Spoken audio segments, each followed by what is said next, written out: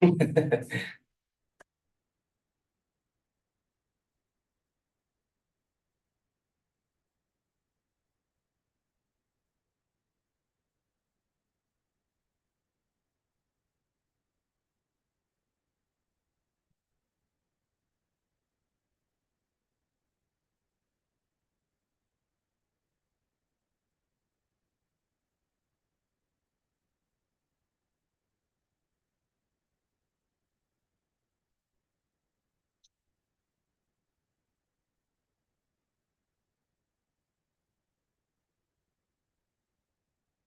koutou. Kia ora ko Kelly G aho. My name is Kelly G. I am part of the PRS Directorate here at Upper City Council, and I would just like to welcome everybody to the special meeting, this hearing. And I'll just quickly open us up with a couple of formalities, and I will try and do the best I can to help translate for those who don't know. Matariki te tipua, matariki te tapito. Tau mai te wairua, mai i ngā ira atua, ki te ira tangata, tihei mauru ora. So just moving along to the next part, I will start to acknowledge a couple of people here in this room and people outside. Nei mai haere mai piki mai rā, ngā rangatira, me tātou hoki te huihuinga I tēnei whare o te awakairangi, te kaurangihira o te awakairangi ki uta. Welcome everybody to this lovely place of Upper Hutt City Council on this beautiful day. Ngā mihi hia mana kia koe Gina, tēnā koe.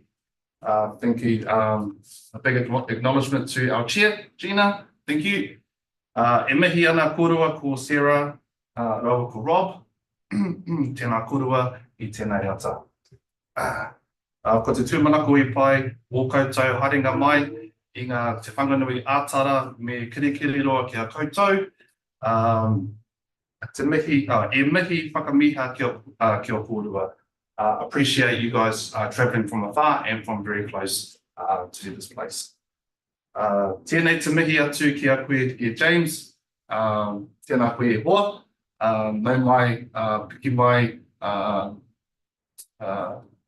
nei mai piki mai, hoki mai anō I te whare tūnei. It's great to see you back here, James. Thank you for coming. Nei rā te mihi atu ngā manuhiri mo te hapuri I te rohi nei, tēnei te mihi, tēnei te mihi, tēnei te mihi. Thank you to everybody that is a visitor for being here. Ngā mihi atu ki a koutou mo te hunga o mātakitaki ana I tēnei hui I runga I purangi nei. So everybody online, I welcome you, and it's great to see you guys here. Nei rā te mihi whakamutunga te kapa pena rawa, kia kaha tonu atu ki a koutou, I tēnei hui, I waimari e ana koutou tēnei hui, I muri ake nei. To our friends from the planning team, resource management policy team, be strong. I hope everything goes well for you, and thank you for being the steerers of this ship. Anei te karakia mo te timatanga I tēnei hui. So I'd like to open us up with a karakia. So if we could just bow our heads, please. Tukua te wairua, kia rere ki ngā taumata. Hai arahi I a tātou mahi, me tā tātou whai I ngā tikanga a raitou mā. Kia kore ai I ngaro, kia pupuri, kia whakamaua, kia tīna. Tīna. Haumi e, hui e, tā iki e. Nō reira, tēnā koutou, tēnā koutou, tēnā rā tautoko, tau kapo. Kia ora, Kara. E nā mana, e nā reo, e nā waka o nā hau, e whā, tēnā koutou, tēnā koutou, tēnā koutou katoa. Ko te ahumairangi te monga, ko te whanganui a Tara te moana. Ko Ngāti Pākehā te iwi, ko Gina Sweetman a hau. Nō reira, tēnā koutou, tēnā koutou, tēnā koutou katoa. Good morning, everyone. On behalf of the hearings panel, welcome to Plan Change 47 Natural Hazards. I'm sure we're all in the right place, however. So Plan Change 47 to the Upper Hutt City District Plan. As Kelly introduced me, and I've just introduced myself, my name's Gina Sweetman. I'm an independent hearings commissioner based in Wellington, but I work nationwide. With me to my left is Sarah Stevenson, hi. and you. And I am an independent planning consultant. And is this the longer introduction of ourselves? Just very brief. Okay, so around 25 years experience in planning and resource management. I've undertaken urban growth studies and the associated plan changes that consider hazards issues for Waipa and Western Bay District Councils. I've led Kapiti's proposed district plan, which had significant hazard matters to be considered through the submissions, analysis, 42A and hearings processes, presenting evidence on those matters to the Environment and High Courts. I've worked in both local and central government through the course of those 25 years. I'm a full member of the New Zealand Planning Institute and a member of the Resource Management Law Association. And I am currently General Manager Strategy at the Ministry for the Environment, a fixed term role.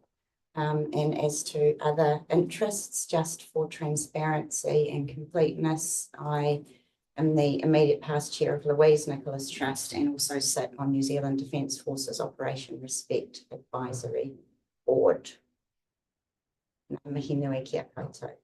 And to my right. Ko Rob Bell aho, tēnā koutou katoa. So my name's Rob Bell, Dr. Rob Bell. I've got a PhD in civil engineering and I've had a career of 43 years so far, working mainly in coastal and environmental engineering and more latterly in planning and policy. So for 41 years, I was employed by NIWA and its predecessors, the Ministry of Works and Development and DSIR, and I'm currently Managing Director of my sole consultancy, Bell Adapt, and also a teaching fellow at Waikato University in Environmental Planning. I've been a hearings commissioner under the Making Good Decisions program for about 15 years, although I've only had a couple of hearings. I'm a member of the Engineering New Zealand, a fellow of Engineering New Zealand, and also a life member of the New Zealand Coastal Society. Thank you. Since I didn't disclose more about myself as well, I think I've got about 14 years hearing experience and about 80 or so hearings under my belt, primarily as chair. Half my time at the moment is spent as chief advisor and at Ministry for the Environment, working on the resource management reforms. Thankfully, I have another half of my time to keep me sane. Anyway, in terms of today, we have set out our proceedings already in minute one, so I'm not going to go through those detail by detail, but I will summarise the important parts. Key thing is we have read all of the information, evidence, reports, submissions that have been presented to us, so those can be all taken as read. So the focus of this hearing today is really for us to better understand the evidence before us and hear concerns from the parties raised and give officers in particular the opportunity to respond to those. We'll hear from the council officers first, and we have received from you, Mr. Bevan, a copy of an opening statement. Thank you. After we hear from officers, we'll be adjourning and undertaking a site visit out to Catherine Mansfield Place and then out to Turksmere Lane as well. And we'll reconvene at 1 p.m. to hear from submitters. And we've got 4 submitters down on the schedule to hear from this afternoon. Following submitters, we'll hand back over to the reporting officer to give him the opportunity to respond to any matters raised in submissions. And just to point out, we may have further questions still, which we'll send out by way of a minute to be provided through a reply report, but we'll see how we get to at that point in time. Like all hearings, we'll endeavour to make this hearing as informal as possible. However, there are some ground rules, and those ground rules are really to treat everyone with respect, no interrupting other people, and there shall be no cross-examination. And any questions any parties have of other parties are to come through me at the time that you are allocated to speak. Just to make sure we know who else is in the room, we'll do a quick round of introductions. So I'll start with you, Hayley. I'm Hayley Boyd. I'm the hearing administrator. Actually, I might take this opportunity just to do a quick housekeeping. Yeah. So just basic Zoom rules. So if you can just keep your microphones on until it's your time to speak. On mute. So the emergency exit is directly outside. This is for in the room, obviously, out the door and to the left. And then if we just meet over on the green space there, the toilets are just to the right at the end of the hall. There's an earthquake, get under the desk. That's me. We'll go online. So, David. David Sullivan, Tetra Tech Coffee. I'm the geological specialist for the peat and slope hazard aspects. Good morning. Good morning. Kia ora koutou, ko Nick Te Aho. I'm a policy planner at Upper Hutt City Council. I've been supporting Mr. Bevan as the internal lead on PC47. Good morning, I'm James Bevan. I'm the reporting officer for this plan change. I'm Director of Urban Edge Planning. Morena, Okona Aho. I look after the geospatial side of things at Upper Hutt City Council, so council officer as well. I've been involved in this plan change throughout, but specifically a focus on slope. Morena, ko Suzanne Rushley Aho.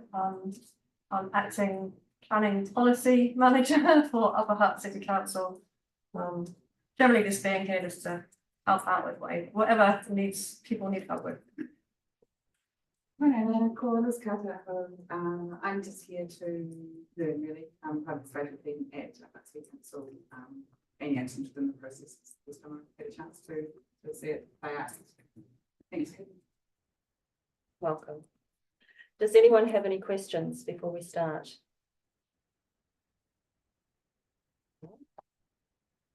Okay. Well, Mr. Bevan. Thank you, Chair. Just probably one small administrative matter before I get into my opening statement. I think you were earlier advised at the end of this week I might have been having surgery and I might have had some implications around wider reply times. I've had to push that surgery back, unfortunately, due to my father's passing. So I will. I'm actually now available to do the wider reply in a quicker time than was otherwise indicated. And our condolences. Thank you. Thank you. Yeah, so just a bridge too far to go to surgery at the moment.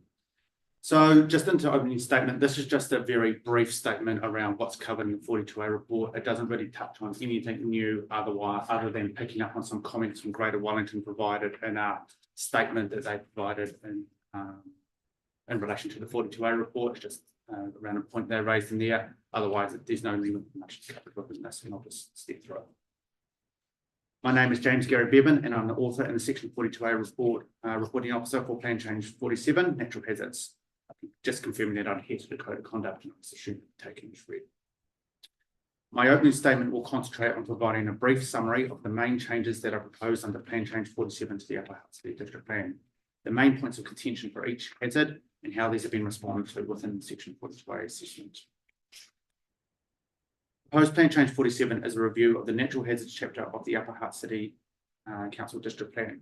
The plan change reviews the mapping of the Wellington Fault and the associated provisions, as well as introducing the high slope hazard overlay and the Mangaroa Peak overlay and associated provisions for both of these overlays to the district plan. The purpose of the plan change is to manage subdivision use and development within the Wellington Fault and high slope hazard overlays and subdivision within the Mangaroa Peak overlay. The plan change received a total of 103 submissions and 14 further submissions. The vast majority of the submissions opposed the plan change, the main concerns being raised including the accuracy of the high slope hazard maps, the accuracy of the Mangaroa Peak overlay maps, and the need to map and manage subdivision in the Mangaroa Peak overlay. Plan change 47 also received submissions from Greater Wellington Regional Council and the Ministry of Education, which primarily focused on changes to the provisions associated with the plan change. Just touching on the Wellington Fault overlay. The main issue associated with the Wellington Fault overlay raised in the submissions were largely technical in nature and were related to the wording of the proposed provisions. The main change that was accepted was the need for a report from a suitably qualified specialist to identify the location of the Wellington Fault relative to the development being undertaken. And this was added to policies NHP3 and rules NHR7 and NHR10. Another key issue raised in the submissions was the mapping of the fault hazard within the Turksmith Lane area of Upper Hutt. As there was some uncertainty around the location of the Wellington Fault in this area, Council decided prior to notifying the plan change to not include this fault hazard.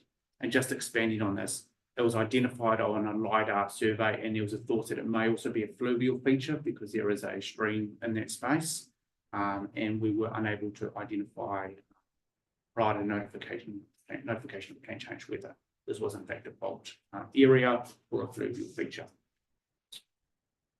Due to an administration area, an extent of uncertain constrained Wellington Fault hazard overlay was included in the Section 42A report.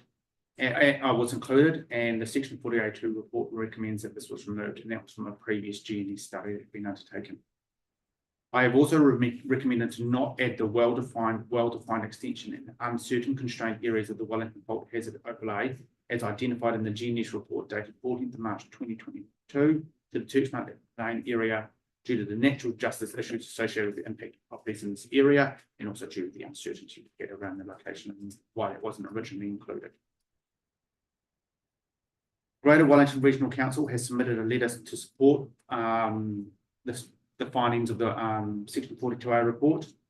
Within this letter, there is a request to amend the wordings in rules NHR7, NHR9, and NHR10 and replace the term fault line with fault trace. If the commissioners were of the view to accept these suggested amendments, then I am comfortable with the suggested change as it updates the wording to accepted terminology and does not change the intention of the provisions. Slope hazard overlay. The predominant issue pertaining to the high slope hazard overlay related to the mapping accuracy of this overlay. As a result, the extent of the high slope hazard was remapped using more refined and more recent data, and this reduced the extent of the overlay by approximately 37.6% from what was notified. So through the course of the plan change, LiDAR data basically got updated and it's more refined and gave an opportunity to refine that overlay. A number of submitters confirmed the revised mapping addressed their submissions, and this was covered in the 42A report. But I would note that no submissions were withdrawn as part of the reconfirmation. Just text to say it, so the submissions are still live. Several submitters, however, retain their position that their concerns have not been addressed by the revised mapping. In relation to the proposed provisions, there have been several technical changes suggested in response to the submissions, including renaming the high slope hazard overlay to just slope hazard overlay, introducing a term minimised policy NHP6, and making a minor amendment to the wording of policy NHP6. And finally, the Mangaroa Peak overlay. There were a number of submissions relating to the Mangaroa Peak overlay, the main concerns being the accuracy of the Mangaroa Peak overlay maps, and the need to manage map and manage the subdivision within Mangaroa Peak overlay, and to an extent this is covered by other legislation. These issues are predominantly addressed within the evidence of Mr. Sullivan. However, in relation to the mapping issue, there has been a number of site visits to the properties impacted to refine the boundary of this overlay. While there have been requests from the submitters for the boundaries to be determined by full site, by individual site geotechnical assessments, this option is cost prohibitive and would not be feasible. In relation to the nature of the hazard associated with the Mangaroa Peak overlay, A number of submitters consider that this hazard is addressed by the Building Code and the Building Act 2004. I agree that when it comes to the construction of buildings, it is appropriate to rely on the Building Act 2004 process, as this considers the foundation design of structures relative to the ground conditions that they are being constructed upon. However, due to the nature of the soils within the Mangaroa Peak overlay, it is important that any future subdivision has the potential for there to be a building platform that can accommodate a residential unit. As the subdivision process is addressed through the Resource Management Act as opposed to the Building Act, it remains my position that it is appropriate to retain the Mangaroa Peak overlay and associated provisions, being the requirement essentially for a geotechnical report at the time of subdivision within this plan change.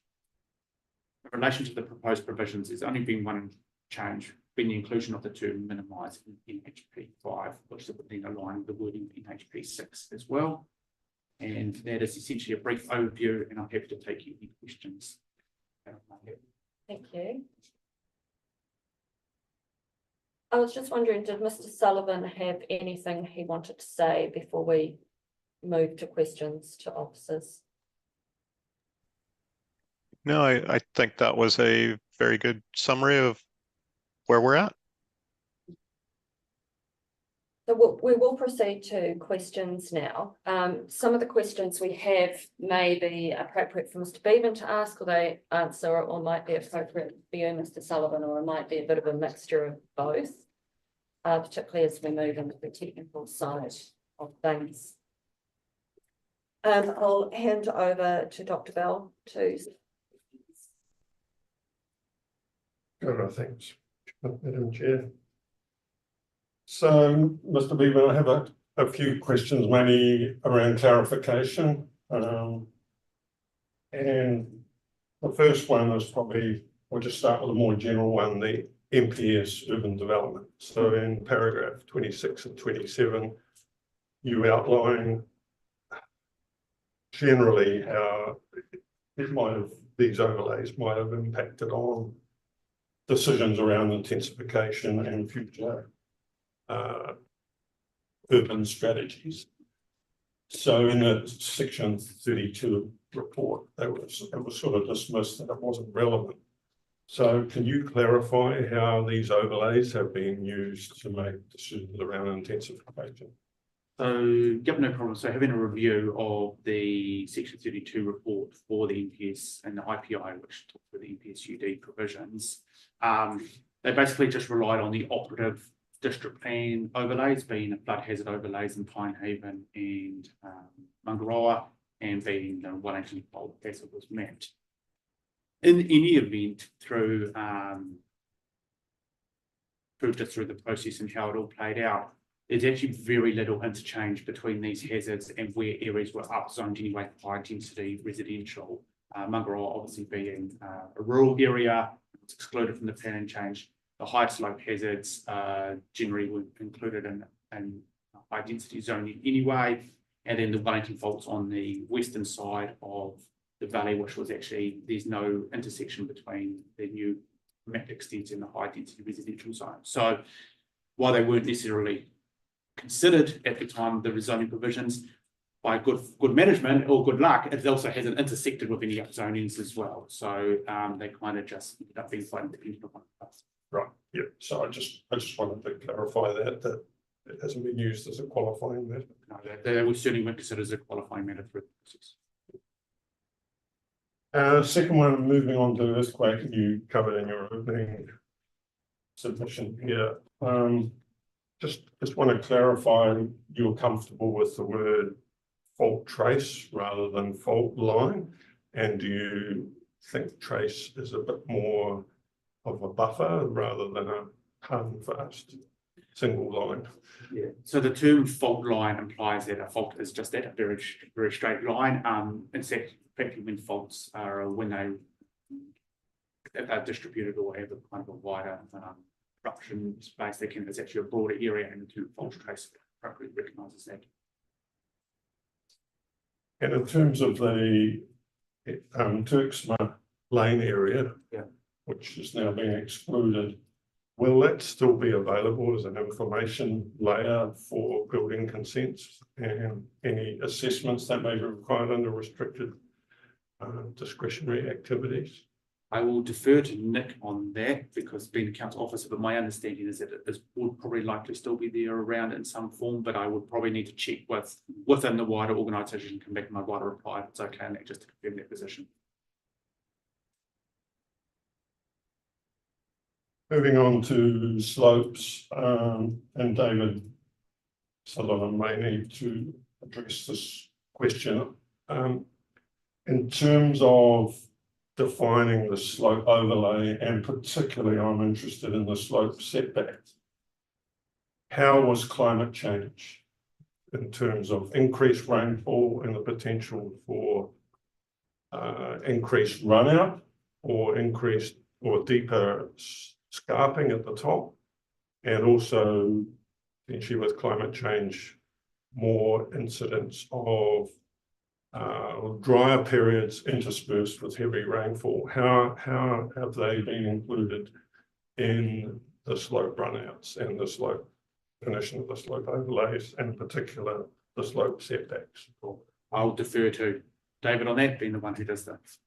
Yes, with these high level slope hazard, it is based on slope angle, and the idea is when you're looking at citywide scale, you're unable to get down to the detail of what for instance, the groundwater is in a particular location versus another location. And so it's creating a slope hazard overlay that says these areas will have slope hazard, and that covers that same process. If we have additional rainfall, those steep slopes are at a higher hazard than lower slopes. And so the idea is to create based on a slope angle with using GIS tools remotely, it's assessing those slopes. In general terms, 26 degrees, which is a 2 horizontal, 1 vertical slope, that's a very much a standard of practice in the industry for slope stability. You get steeper than that, and slopes tend to become unstable. In the Upper Hutt City Council area, there is bedrock at some depth below the surface. And so when we talk about climate change, that climate change doesn't affect the bedrock, it's affecting the soils that are above the bedrock, which are reacting whether there's climate change or not, is the best way to present that. But the short answer is no, we did not take into account additional rainfall, and in fact didn't take into account rainfall into the analysis. So just following on from that, particularly I'm focusing now on the slope setbacks. Did they include a contingency factor then for climate change in terms of increased runout? So so you're asking about runout, where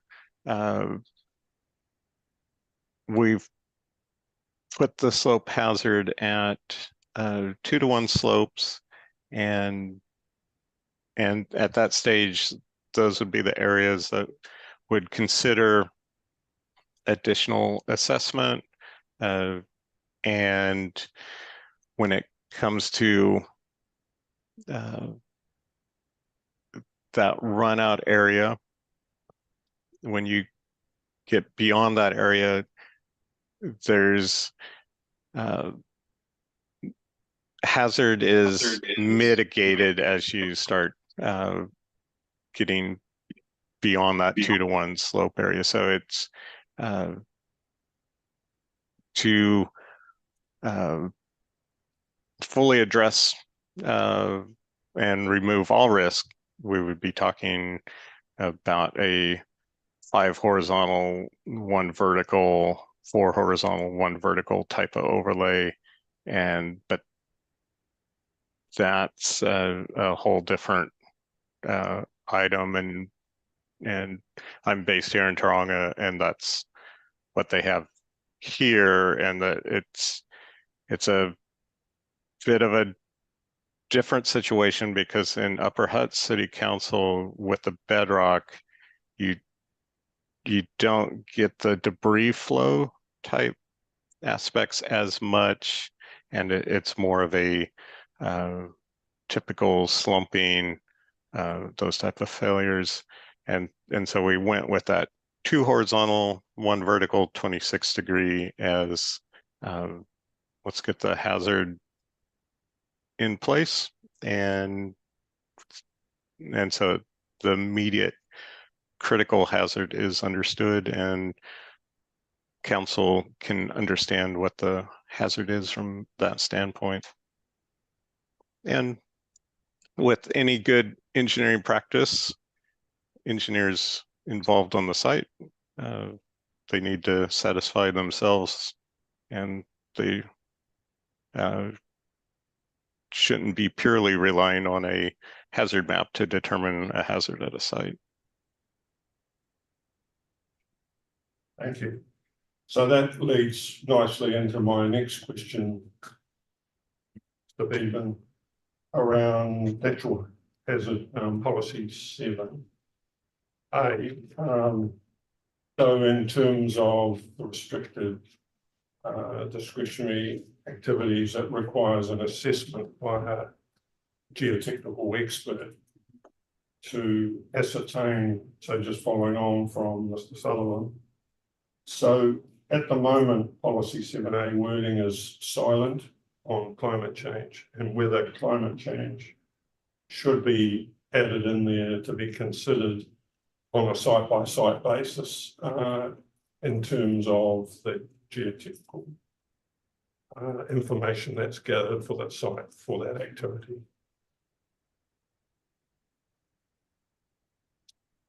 I probably would have to give some thought to that and maybe come back on the right reply. I'd really like to understand, have a side conversation with Mr. Sullivan, whether it's just general practice when you're undertaking a geotechnical assessment, that whether kind of future assumptions is taken into account when considering it. If it's already kind of part of industry practice, I'd say that it's potentially just a double down on what is already, undertaken when you do undertake a geotechnical assessment and that requirement's still there. So I probably wouldn't mind just this little side of issue and come back in the right reply on that, if that's okay. That's fine, Mr. Bevan, I'm doing so. Can you please check the scope? Yeah, that was also. Yeah, I can respond to that, and standard of practice in the geotechnical industry is typically not for residential. It's typically not to address future climate change.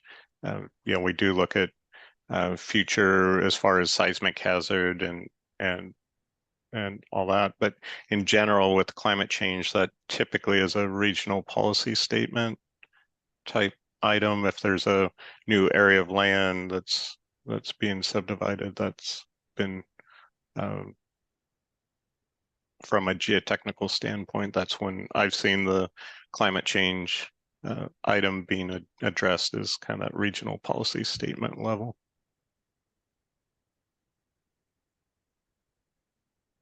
So just moving on to the Mangaroa Peak situation. So as you know, a number of submitters have issues around the subdivision provisions associated with the overlay.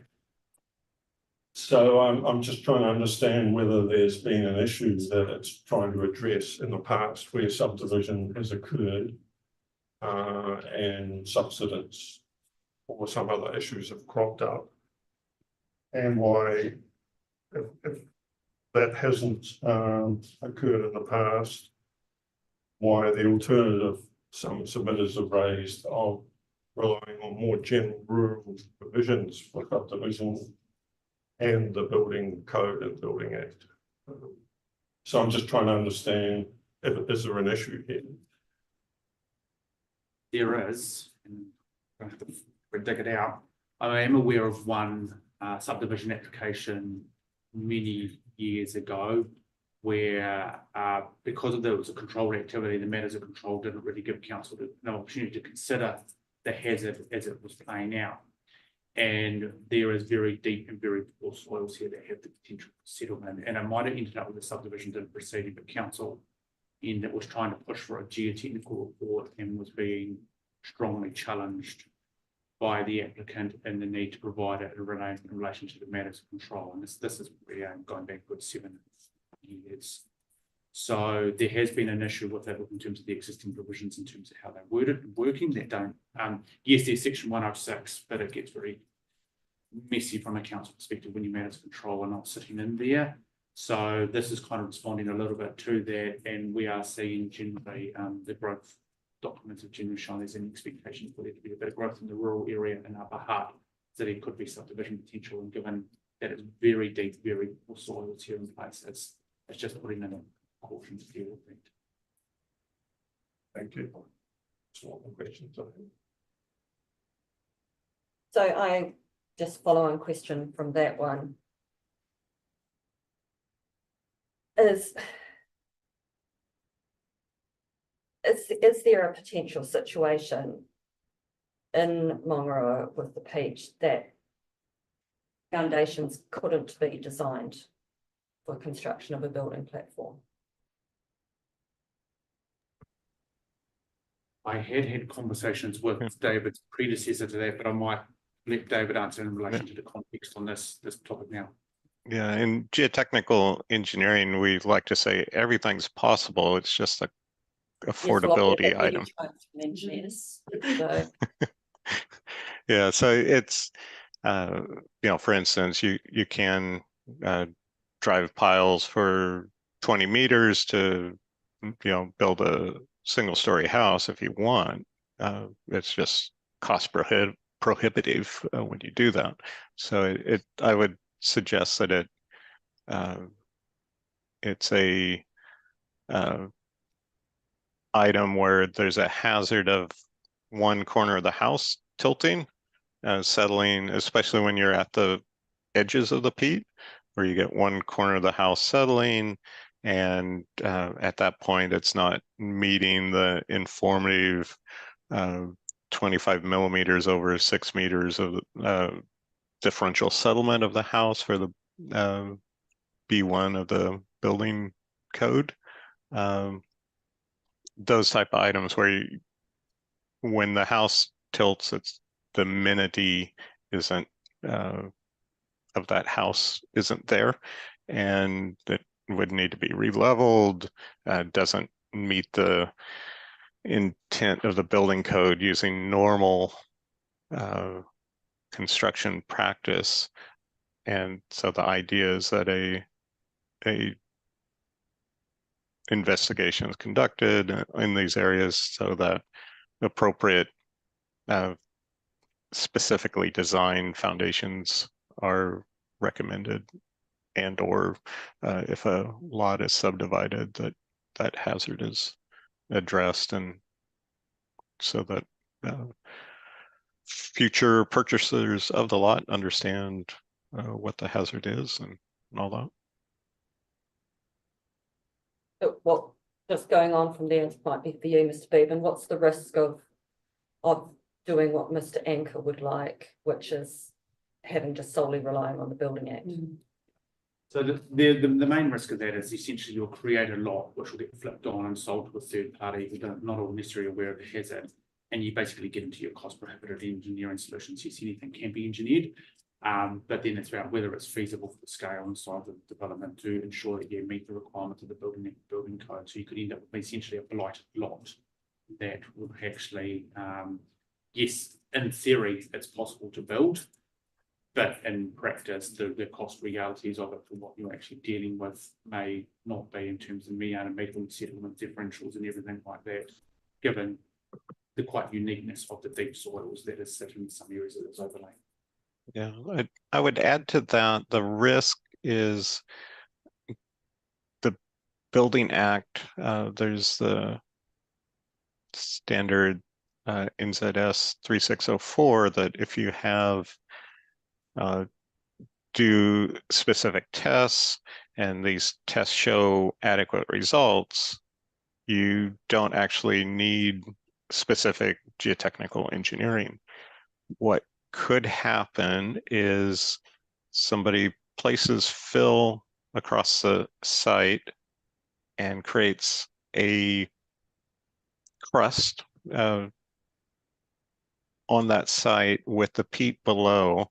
Somebody would do these very basic tests that don't actually go beyond that fill, and a house is built, but there's still underlying peat, and that house would tilt and have substantial settlement. And that's the risk that wouldn't be captured by just the normal building code, building act, because of limitations when using the 3604 standard, which is a very typical residential home. Thank you, Mr. Sullivan. That was helpful to understand what that difference was. In your experience, how much would a geotechnical assessment cost in the first instance? To identify. If we were to put these provisions in place, what would that initial geotech assessment at subdivision stage cost? At subdivision stage, it all depends on how many lots, and if it was just splitting a lot in half, you're looking at the RMA and determining subsidence you're looking at the natural hazards on the lot, and that can be relatively affordable with the hand auger investigations. And so it could be anywhere from, say, 3,000 to 6,000, depending on the company, but that would be fairly typical for, in general, if you're doing a subdivision, you typically would need that type of geotechnical input anyways to deal with the geologic hazards. So how much was that cost, sorry? Above 3,000, it just depends on number of lots. So. Thank you. Thank you. Just to clarify, that range was 3,000 to 6,000. 3,000 to 6,000 if it was a single lot, or a very, somebody who's trying to split the backyard off of their existing lot, that type of thing. That would be at that end, but it would go much higher than that if you're adding more lots and dealing with larger reports, all that. So that's helpful. Thank you, Mr. Sullivan. Mr. Bevan, at risk of checking something obvious, but I just wanted to round back to Greater Wellington's table letter where they requested the changing terminology fault line to fault trace. I'm interested in the matter of scope. That request came through their initial submission as well, didn't it? Oh, I would have to double check that, to be honest. Okay. Let me double check it when you come back in what the requirements. Thank you. I'm interested in that. And thank you for your opening statement. I just had a couple of questions in respect of two submissions. The first being submission 50, Mr. Harris. Yep. Yep. So as does happen with lay submitters, one of their requests for a decision may well have been entered in the wrong place on the submission form. So I just wanted to check something with you.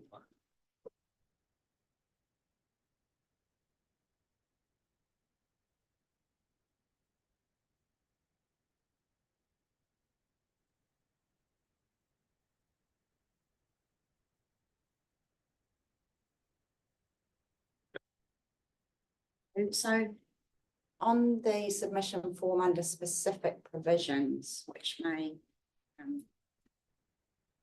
indicate why it may not have been picked up, but Mr. Harris asked for consideration of the wording of provisions around maintenance of existing roads, tracks, culverts and drains, that it should be made clearer. Can you just confirm, please, that that submission point has been considered and addressed? Yeah, if not explicitly, implicitly, it has been, what I get from that submission point was Mr. Harris suggested for more of a review of the earthworks provisions as well. So there was a scope issue because we're only looking at hazard perspective. So I took that to be meaning more of a, if you were doing a review of the earthworks provisions, making it very clear you can do the culvert and track upgrading as a permitted activity or being explicitly allowed, as opposed to the hazard overlays, which really only talk to building platforms anyway, so don't by definition kind of include some culverts and the likes of that. But I talked just from the general nature of Mr. Harris's submission, that was more of a wider earthworks consideration. Thank you, that's very helpful. Thank you. And another submission, Mr. Bevan, submission 59, John and Lynn Hill. Yep.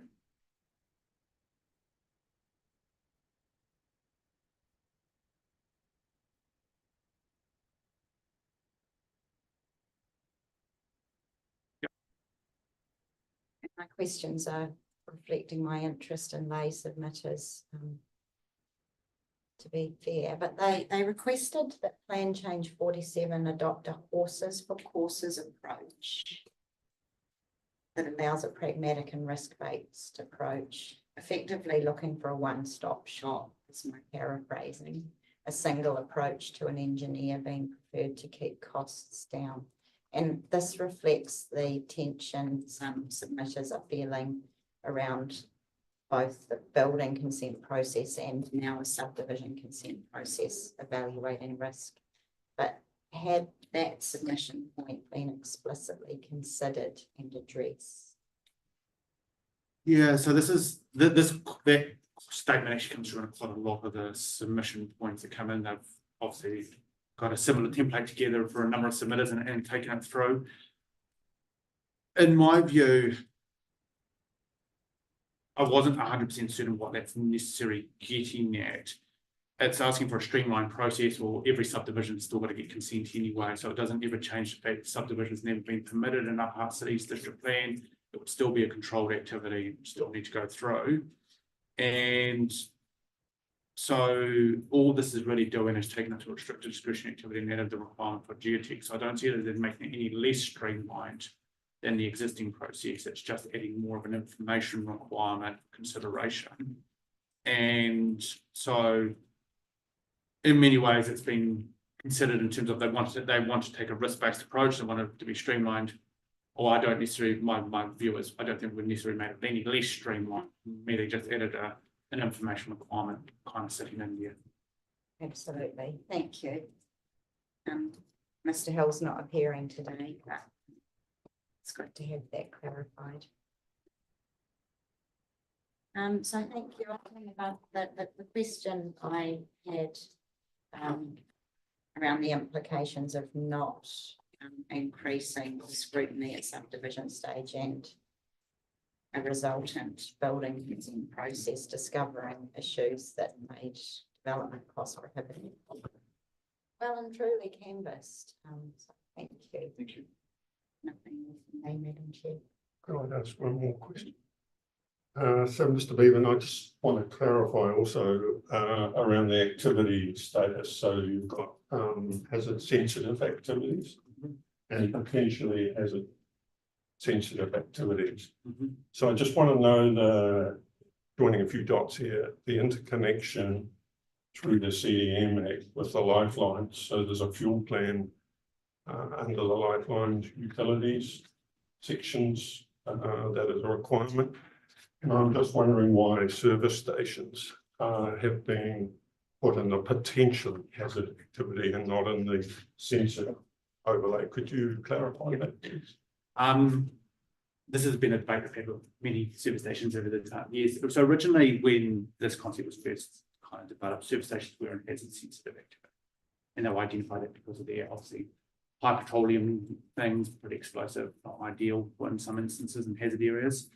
But it turns out through the number of these plan changes I've been involved with, where the service station industry has been involved, they provide a lot of evidence and prove a lot of redundancies that they have sitting in these systems, more so than many typical activities, whether it's additional bulkheads and design of the tanks and everything like that. Because of those redundancies that sit within the system, they're not as susceptible or as have the same profile as what a hazard sensitive activity. And in fact, their profile is more aligned to a potentially hazard sensitive activity, and that's why they've come down through that process. I mean, other processes have been involved with and been identified as potentially hazard sensitive activity, purely due to the sheer number of redundancies that have actually already built into the system. So is that generally accepted in other jurisdictions as well? Porroroo, Wellington, and Hartsfield. Okay. Thank you. I'll just pick up on that. Were there any submissions seeking a change there? No submission. I just want to circle back again to this issue of the geotechnical report being provided at subdivision stage and not addressed through the building consent stage.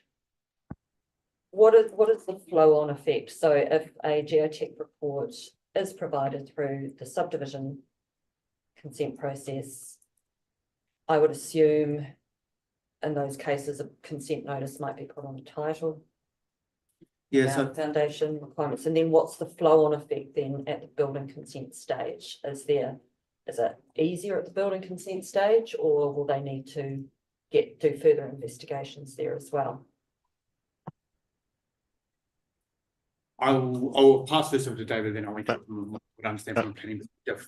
Okay, a typical process would be you do a resource consent report that addresses the natural hazards for subdivision, whether it's 1 lot or 100 lots. And that report typically, if there isn't a hazard, it would typically provide some indication of what would be needed for building consent. And it may require additional investigation, may require plan review and something of that nature. If there is a hazard that needs to be mitigated with specific design, it wouldn't provide the specific design, and then that notice would have to be a condition of consent for the resource consent and addressed as part of the building consent process. Getting the conditions of consent in a manner that works for the resource consent, that can be sometimes a challenging process, but it is. That would be the typical overview of how it works. Thank you, Mr. Sullivan. I guess I just had it probably depends what the geotechnical report found. Probably my gut feel, if it was an area of really good ground, very shallow, it may be sufficient through the building consent process, may be nothing further. So I kind of see the subdivision process maybe doing one or two things. One might identify a location of the building platform. So it might be, okay, cool, the building platform is located here. This is where the geotech reports identify that it's, relatively good. The subdivision, developer's happy with that location and it has a specific building platform. Then tied to that may be specific foundation designs, or it may not be, depending on suspect on what was found.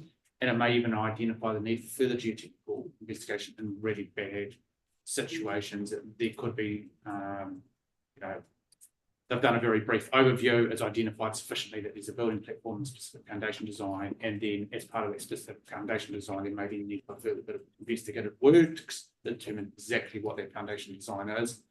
but it will just be working through what it will be.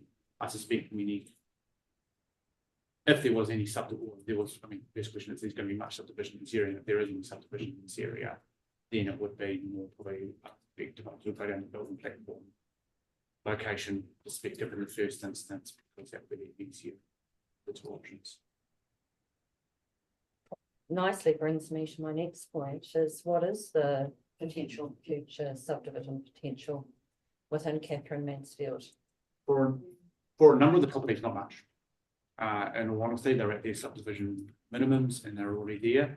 There are a few larger properties situated in there that does have some subdivision potential.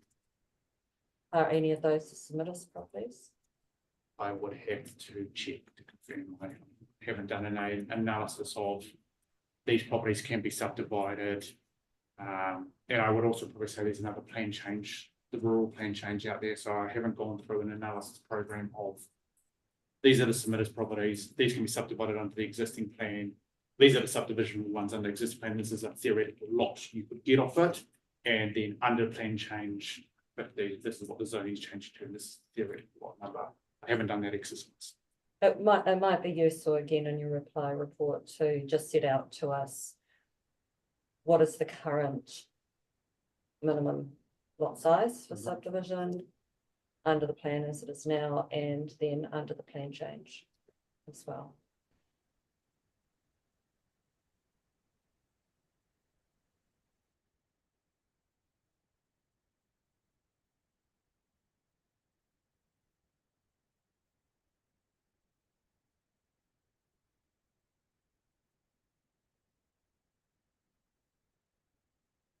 I just want to turn back to your 42A report now.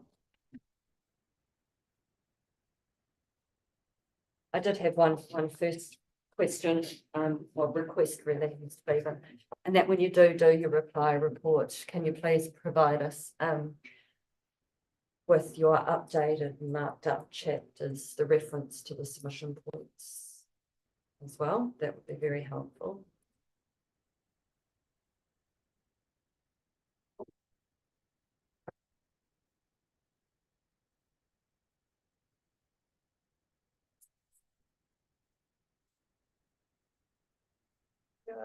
It's my question about redundancies already.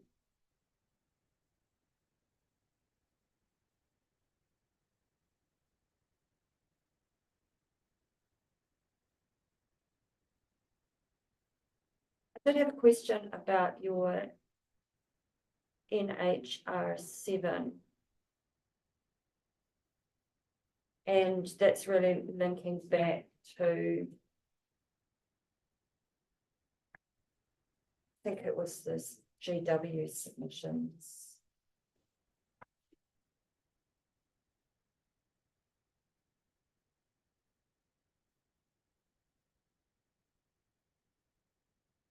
And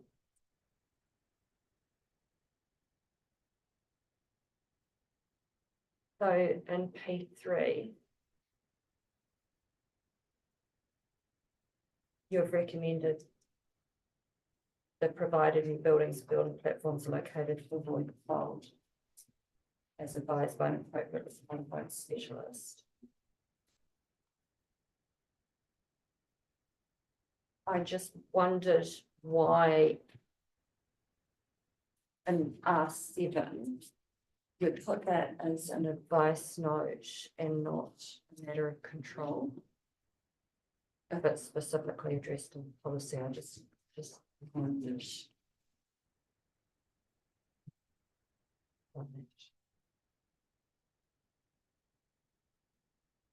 It's my rationale behind the. Or actually more of a condition of the rule itself.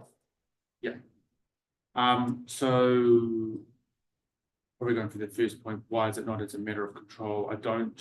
I see the information of the fault trace, the information provided to inform the matters of control rather than the information being a matter of control. And then similarly as a kind of condition, it's the same kind of rationale. If you have it's control where point A and is met, and then point B being the subdivision of a geotechnical assessment. Of my personal ethos has never been to generally require information as a matter of to determine an activity status. Rather, it should be a piece of information supplied to inform the assessment of the matters you've limited your control to. Hence why I've just put it in as more of an information requirement to inform it, as opposed to either a matter of control or as a matter to determine control, standard to determine control. So it might be though, if someone doesn't provide one, that it would be a measure that the officer would ask for Yeah. in order to He'd be able to determine if undertake they can assessment. Yeah. meet the condition A. Yeah.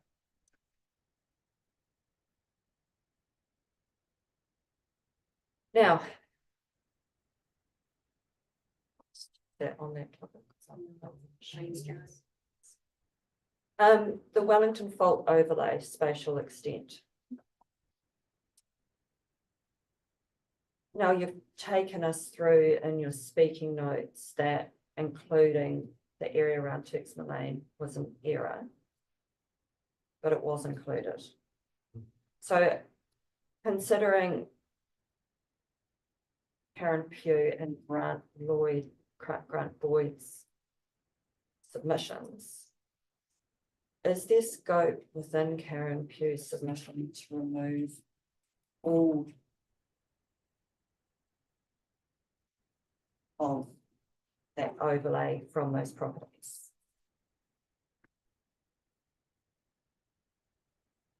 I will have to go back and have a detailed review of the Karen's, but not off by heart. I have to look now again. I'll come back to the reply on that one. Yeah, so my concern there, having read her submission, is it was quite specific to her property.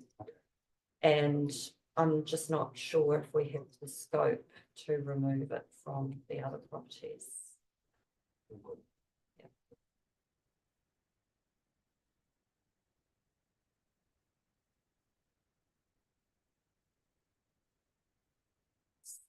News report.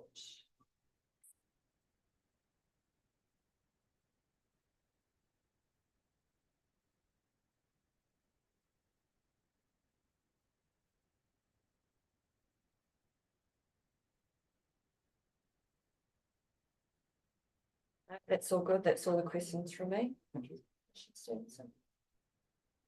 Thank you, Madam Chair. Just a point of clarification around proposed change 1 to the RPS, which you've referenced, wasn't evaluated through the section 32, obviously. But you have since checked plan change 47 provisions against proposed change 1. Could you just confirm for me, please, what weighting you've given to plan change 1 through your evaluation of submissions or recommendations?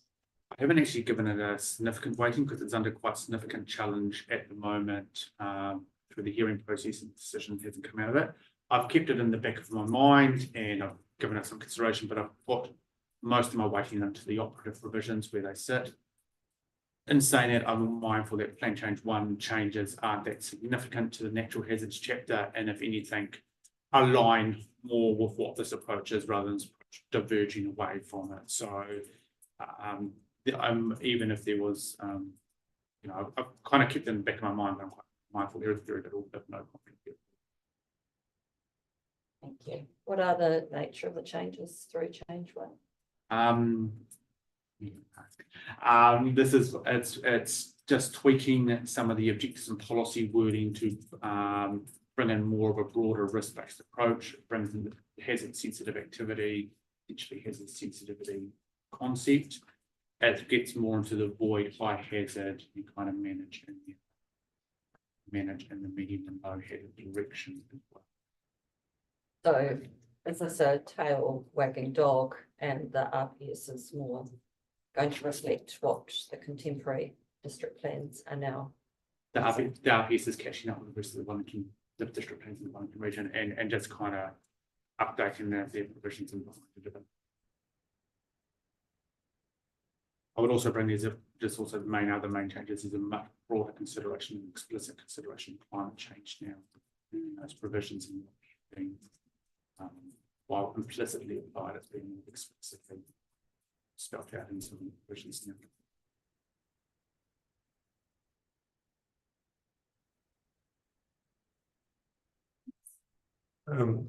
Yeah, I have one question around the phrase minimize risk. You know, we could argue all day about this. But some of the submitters have raised this. So you've changed wording like does not significantly increase beforehand or will not unacceptably increase the risk. And you've changed that to minimize on I presume it's on the basis of that Plan Change 1 in Greater Wellington submission. But can you clarify how that's going to be implemented? Because minimise to me has quite a broad interpretation. So particularly with climate change and rising risks on the horizon already. there was a little bit of an issue with the proposed wording and do not significantly increase the risk, allowed for increased risk. It gives scope and allows for quite potentially, you know, development to occur in areas we just simply don't want development to occur in, and specifically I'm thinking well-defined areas of the Wellington block. When I say that, moving to a minimise approach, it requires a reduction as far as practicable. So it changes the focus of some of the policy wording from giving some scope for some increase in risk to actually a reduction to as far as practicable, take the standard kind of wording of minimise. And so therefore, within the scope of what we had in the submissions, that gave us the ability to tighten up some provisions. So the wording you've just mentioned as far as practicable, to me it's not there, it's silent. So minimise could drive it down to nothing almost. So no consenting or activities would be allowed in those overlays. So what's the controls in there to stop? I don't read minimise to mean that. I mean, it's reduction as far as practical, and to be honest, there's an element where reduction doesn't become practical, cost prohibitive, it's not feasible, your technology doesn't exist, whatever. I also look at the wording of the policies, and they're not starting off with terms like, unless it's in some kind of fault cases, generally speaking, they're looking to manage or enable subject to this, you know, minimising the risk. So the overall scope of the overall intent of the policy is to allow it subject to, you know, basically reducing the risk. The exception is where you've got your policies that have a void, and they've got a very clear directive around, you know, you're avoiding development in these areas. So for me, minimise doesn't mean you can never get there. I actually think you can get there on risk reduction. It's more that if you started off with the void, though, I think that's more clear intent. We don't want that occurring here, you know, unless there's very exceptional circumstances. So yeah, my understanding of how I've seen minimise being implemented is more around standard kind of mitigation measures that we expect to see in any hazard development in any form of hazard area. Thank you. And I'll just jump on that one. Is minimise a term that is used in the plan already? It is not, and I gave some thought about whether I had scope to potentially bring in a definition. No one's specifically asked for a definition, but I do think it would be helpful for plan users for there to be a definition. But there was not explicitly one sought within the submission point. I did cheat, must have even before asking you that question. NH03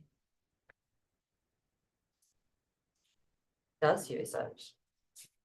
And that's not being, that's an existing provision. Oh, sorry, I thought you meant definition. I don't have existing provisions in NH03. Yes, it does use the term. It's not a new. It's not a new term. It's not a new term, but sorry, I don't believe there's a definition. It's not a new term.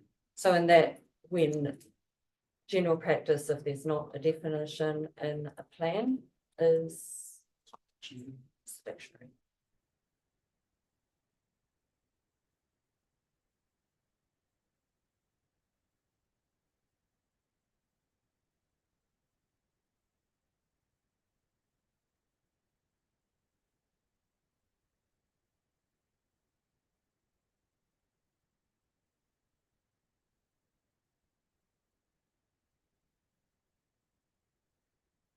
Are there, well, actually, since we have you here, Mr. Spence, it might be quite helpful for us, before we go out to Catherine Mansfield.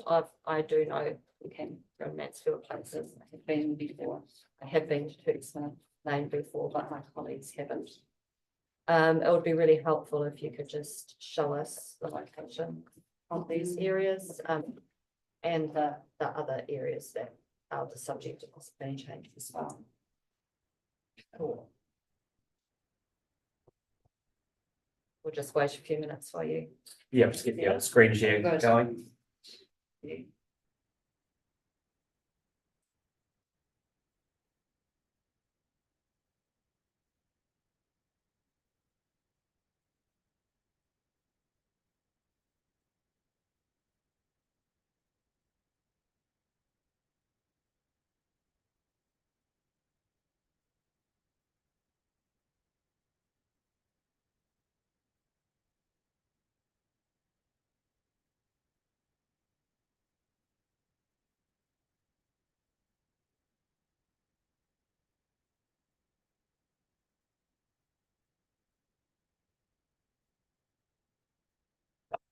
Yeah, that'd be good. Yeah. Whatever else I think. Yeah.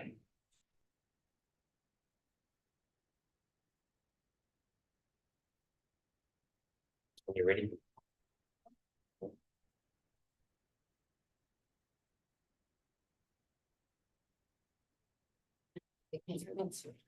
So did you want us to talk it through, or Mr. Bevan talk through, Oh, or sorry. tag team it, however?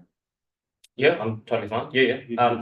So what is currently overlaid in that yellow type color there is the high slope overlay that has been identified through this analysis.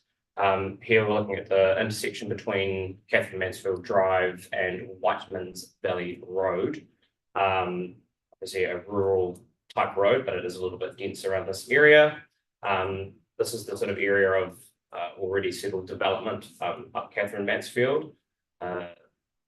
The stages that have been sort of developed in the last 5 to 10 years are sort of more on this side of Catherine Mansfield Drive. In particular, we've got Margaret Mahey Drive, where we did receive submissions relating to slope, and we've also conducted various site visits over the course of this process, in particular to this site and to sites surrounding here as well. We've also got a more recent subdivision site around here, which is called Jane Mander Rise. It's just sort of very recently processed.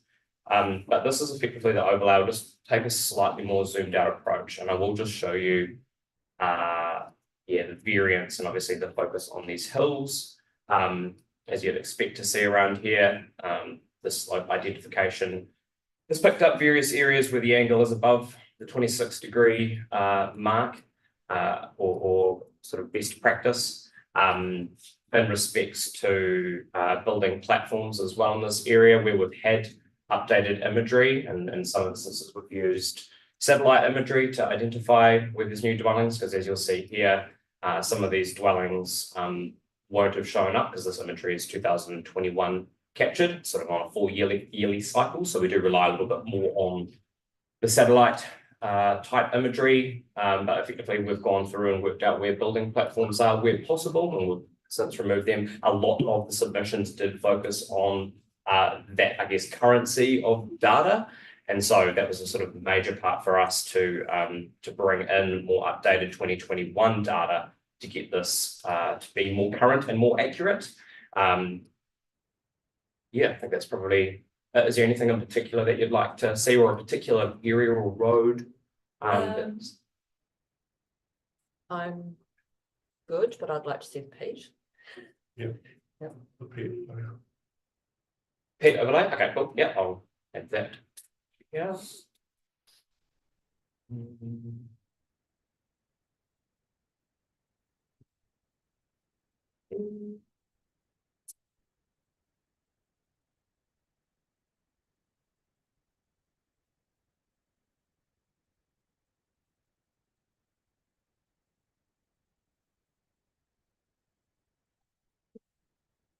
I'm interested in the location of the submitters properties that we'll be visiting too. That would be pointed out obviously, although that's probably obvious.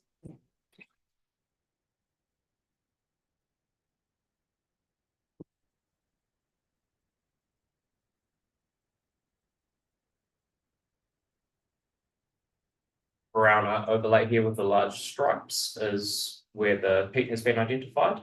As you can see, it's very much focused around Catherine Mansfield Drive, hence the site visit location choices there. Yeah, this hasn't gone through significant changes since we first received the data. There has been changes just around this little area in respects to directly from the submissions and from site visits, on-site visits. But yeah,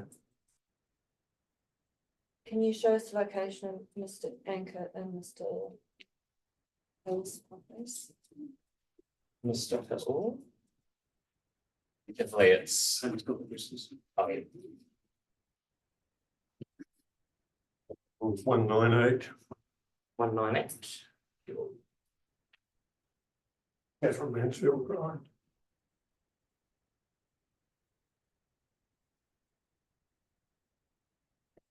Oh, yeah, yeah. Oh, and 76 as well, yeah. Jim Land Park was on as well. This is Mr. Hill's property. This is 198, there's two properties that have been listed in the submitters. That's the back of Mr. Hill's property that's in the other. That's in the PWA, yeah, that's correct. Just a bit more of a zoom out, just because these lot sizes are fairly large. Sorry, which is 198 This is 198 in here. there, right? What's the Okay. site area? Actually, that appears to have taken me to the wrong location. Apologies. So these big, long, large parcels here. So 198B is there, and 198A is here. It's a sort of farm, trying to leave as an address this whole large lot.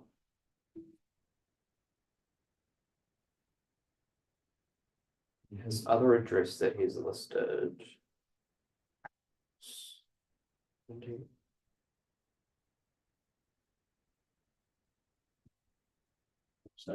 Yeah.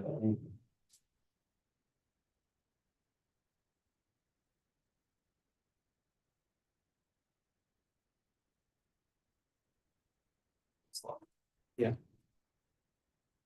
A little bit more of a zoom out. Context. Other stuff. So just that reasonably. This small. is 76. Yes, that's slightly smaller lot this one. Can you tell us how large that property is? Sure. Hold on.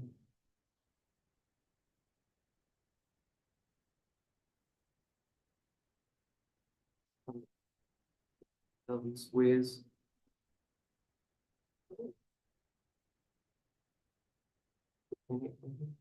1.4 hectares or 1.3931 hectares.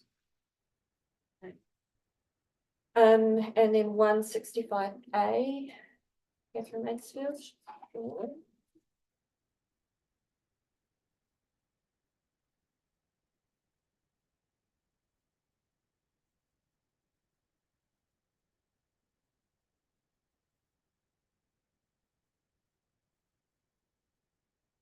Addresses are a little bit jumpy around here just because it's rural. Takes the rural addressing. 165. Yeah. 165. 165 A's all through corner sort of style, triangular shaped lot. Pit overlay, some sort of northern end of the parcel. Yeah, and how big is that one? This one is. Comparative.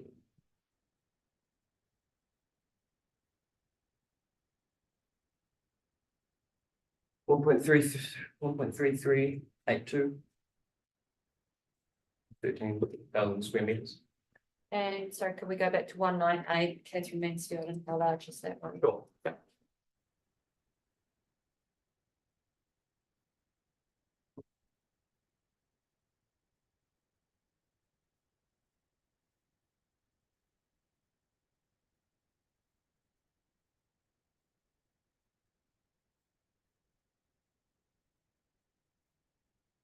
by 5,550.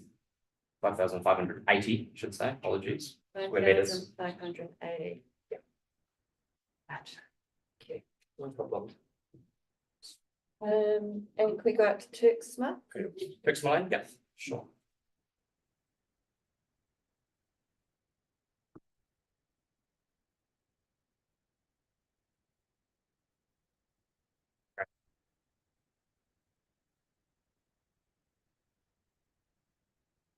The Turksma Lane subdivision site. The right of way is here. With the stuff, Much of them fault, is it? yeah, sure. No, that's okay. No problems. Okay.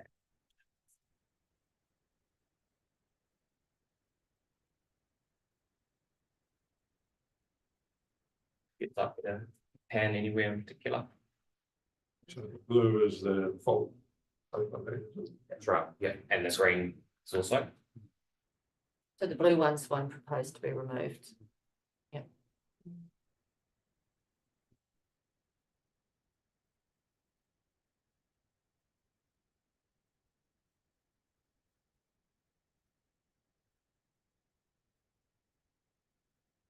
Anywhere else anyone wants to look?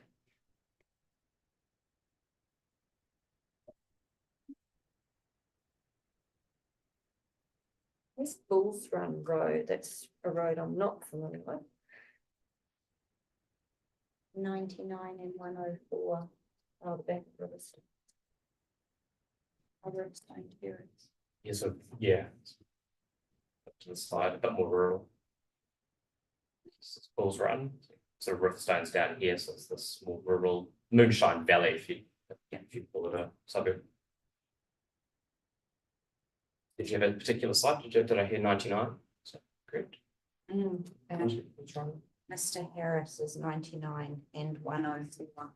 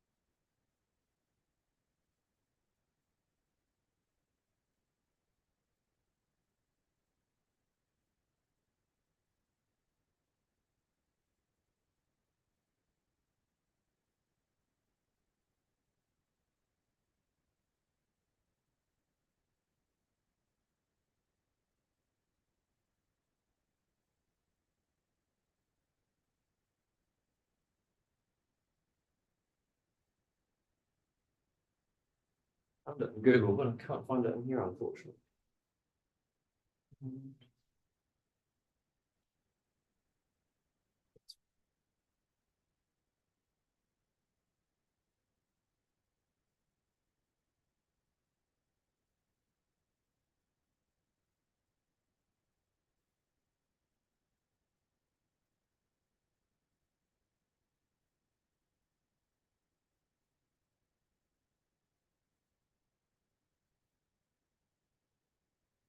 99 is the slot. Yeah. Apologies for the delay. That's all right. Quite a large, I zoom down a little bit, so you get the full idea of. Steep. Yeah. Very. Hmm. Well, what was the other? The other one Which was 104, which I'm going to assume is on the other side of the road. Yeah.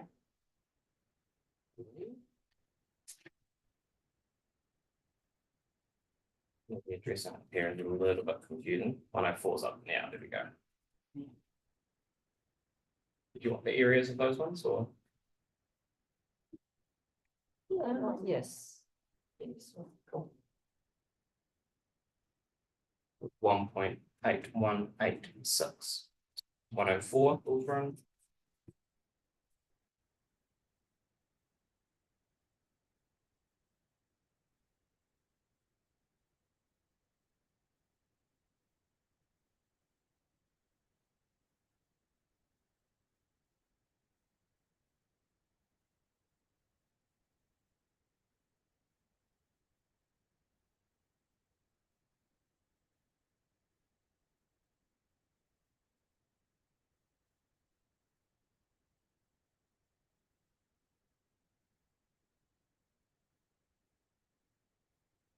A large lot is. What is that is a large lot? Is 483120.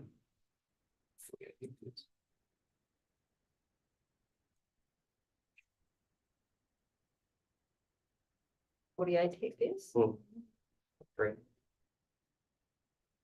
And then for completeness, the Burkitts is 528 to 748 Whitesman's Valley.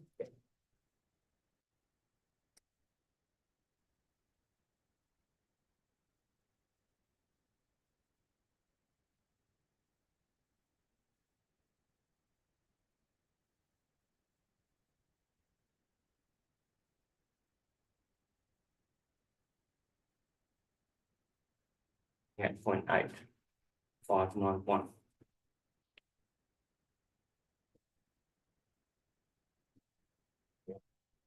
Better as this one, that one, but it's text.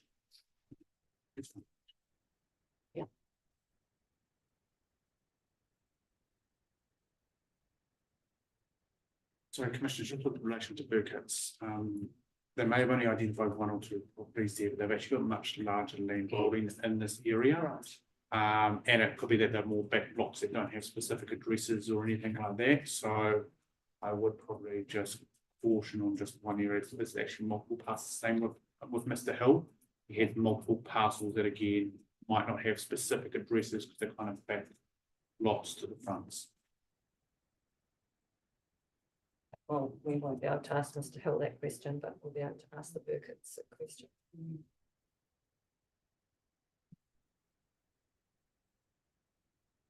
Okay, that's been very helpful, thank you.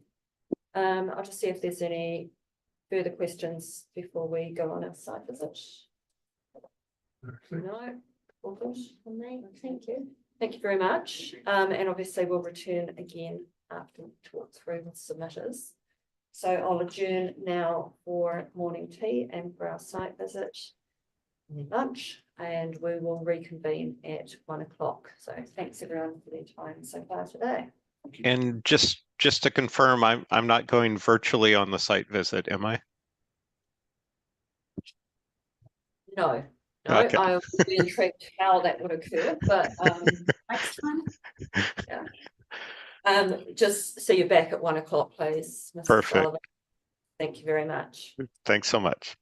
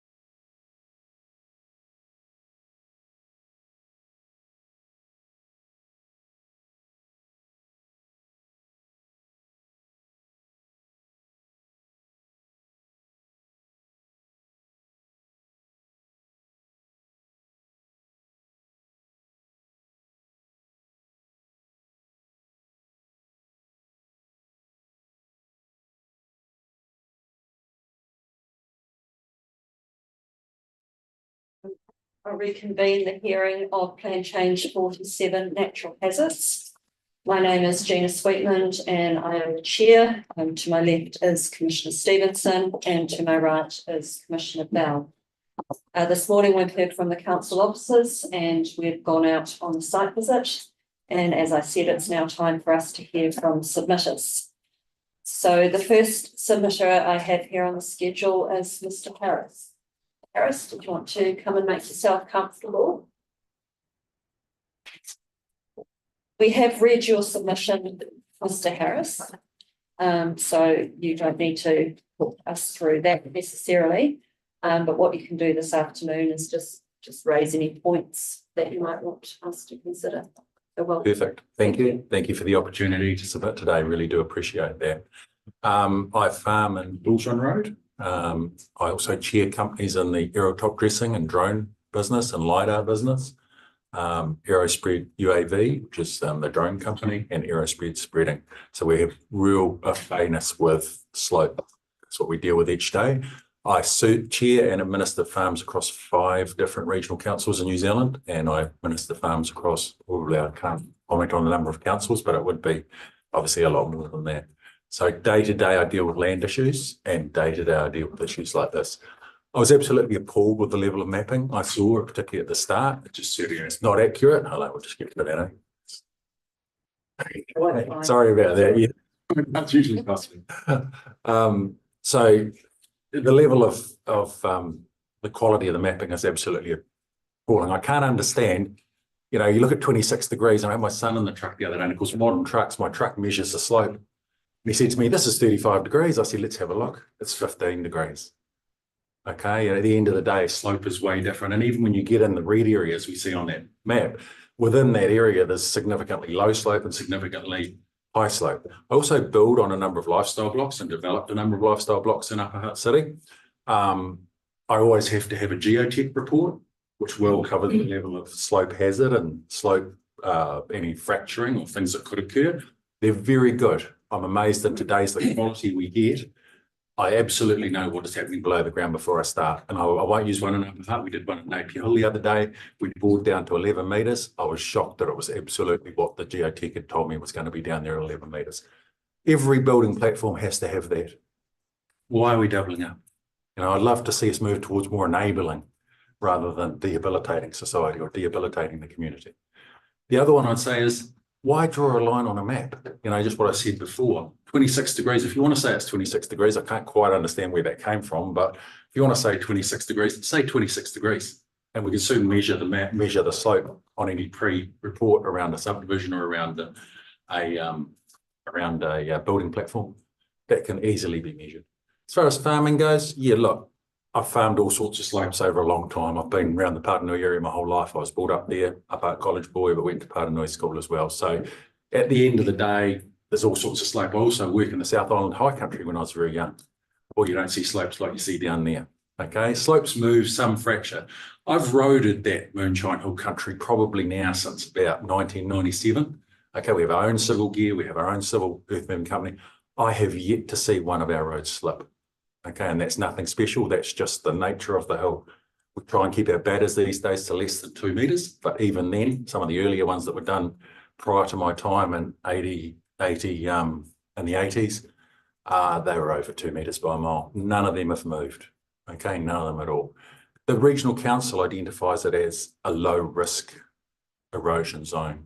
And I'm intrigued the fact that one of my neighbours behind me has a lot steeper land. I know that whole area like the back of my hand. They have a lot steeper land. They haven't been included in the red zone. There's no consistency in the red mapping. Somehow I think it's that one of the blocks I have there, 99 Bullsrun particularly, it's a very visual block.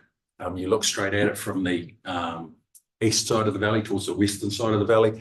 And I think there's a degree of sensitivity around any activity that goes on that. And I think that's come through and perhaps a rule that's not as accurate as it could be. But all I'd say is if you want to make it 26 degrees, I don't particularly understand it, but make it 26 degrees, but don't put the red marks on the map because they don't fairly reflect what's happening on the ground. And if you do want to do that, let's get a LiDAR drone, which you know, many people can provide today, and actually LiDAR the country so we get a very accurate map of what it should be, rather than us have to fight that all the way. Let's enable people. Let's let it happen. Okay, so that's my comment on the 26 degrees, which I think is the key one out of that today. Earthwork rules are always tightening up, they're always getting less. And even just day-to-day land management in our farming operation, boy, it'd be great to have 5,000 cube like the regional council has, or a 20 hectare catchment for a 6 metre culvert, which they have. I farm also in Tutera to the north, which recently had the cyclone. We never suffer damage like that. You know, we never suffer damage here like you do there, even with that level of rainfall event. You know, that country's young, the East Coast country's young and green. We can't sort of paint the picture of this country here is quite older, established and significantly more stable than anything you see up that East Coast where I farm. Okay, so that's just I'm open to any questions today. I've been around land a long time. I do a lot of activity. I wouldn't be here unless I had to be. Simple as, but I think it's actually really important we get this right. I really do. And I've obviously had an interaction over the whole period. Nobody ever came back to me. They promised me a lot of stuff around the mapping. I've never seen it yet. Okay. So thank you for the opportunity today. I do appreciate it. Thank you. You're happy to answer any questions? Yes. Okay, let's pass over to Commissioner Stevenson to start with. Thank you, Mr. Harris. I'm interested in the impact of the proposed plan change on your property specifically. Over and above the concerns you have about the way the mapping was approached, could you tell us how these proposals are going to impact you personally? Yeah, personally, the impact is it takes away about, well, it depends on who's our mapping, but if you took the council mapping, it would take away about 60% of our land area that could be utilised in a long-term roading or household. If I look at the actual LiDAR map we've done of it, it's about 16% gets taken out, okay, with over 26 degrees. I think I don't, look, I would rather it was a Pacific Geotech report when you went to do any form of development, particularly intensive development that could impact people like housing development. I think we have a number of house sites already that specifically said they will be excluded. I noticed one of them is not even noted, so there's a big impact. We've probably got 4 house sites that have already been cut and developed.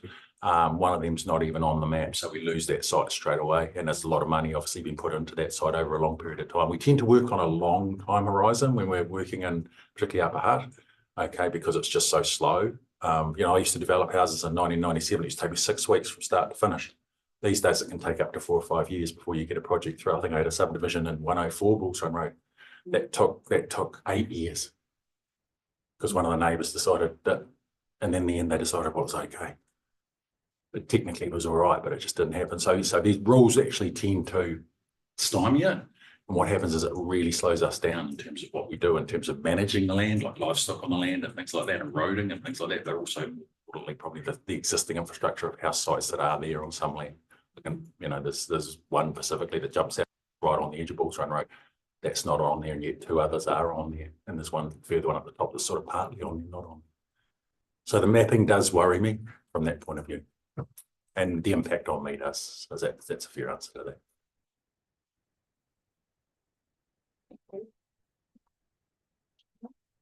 So Mr. Harris, in terms of the 2 properties, 104 and 99, you mentioned subdivision already has occurred in 104. So which property are you most concerned about? 99, 104 won't change much. Okay. 99, yeah. And I've been there long term. I was brought up there. You know, I said to some guy working with me today, I bought that block when I was 15, you know, and I've been there longer than I care to remember today, to be honest. So at the end of the day, it's really going to have a significant impact on 99 and the way it is. And I think people get overwhelmed by that country. You know, it seems like big steep country when we look for the road, but when you get in amongst it, there's a lot of good areas in there, and you hit the top of the plateaus at the top. You know, it's a matter of how you get through, and the infrastructure is already there that goes through the middle of the country. So there's going to be no new infrastructure. Okay, but what there will be over this precious amounts, particularly from the Porora side as well, there'll be pressure on subdivision. We've already got a housing company bought behind us, so there's going to be pressure on that land use. So on your property at 99, you say it's been in the family for a while. Since 1863. We've had a lot of events since then. So have you noticed any events happening on that property? To be honest with you, no. Okay, no, not at all. If you take my property in Hawke's Bay, yeah, look, 13th of February last year, it got absolutely decimated. And we get a lot of the rain from Paraparaumu there, so that we're very high. on the top country, so we get tremendous heavy rainfall events. It'll move some loose shingle on the riverbed at the bottom. Okay, so I have noticed that over a period of time. What I've noticed, it's a really good question, because what I have noticed since I was a kid, you know, remember we had no front end loaders or anything when I was a kid. They were like a great object that we should have. So we had to shovel metal onto the trailers or the trucks or whatever we're doing. We used to back up to the shingle slides and shovel it out. You couldn't do that today. You couldn't do it. It's covered. It's got vegetation on it. It's a lot more stable than it ever was. Okay, it's a way different. The organic content's built up. It's all about the way you farm it in terms of carbon and organics. And that's built up, so you've got vegetation. And we're not strong on the scrub either. So that's a lot of areas that are steeper. You just let that come back and it builds it and holds the country. So in fact, if anything, I would comment on that and say it's actually more stable than it was. And the regional council are strong on that. They list that as a non-hazard erosion zone. And I can understand why that is.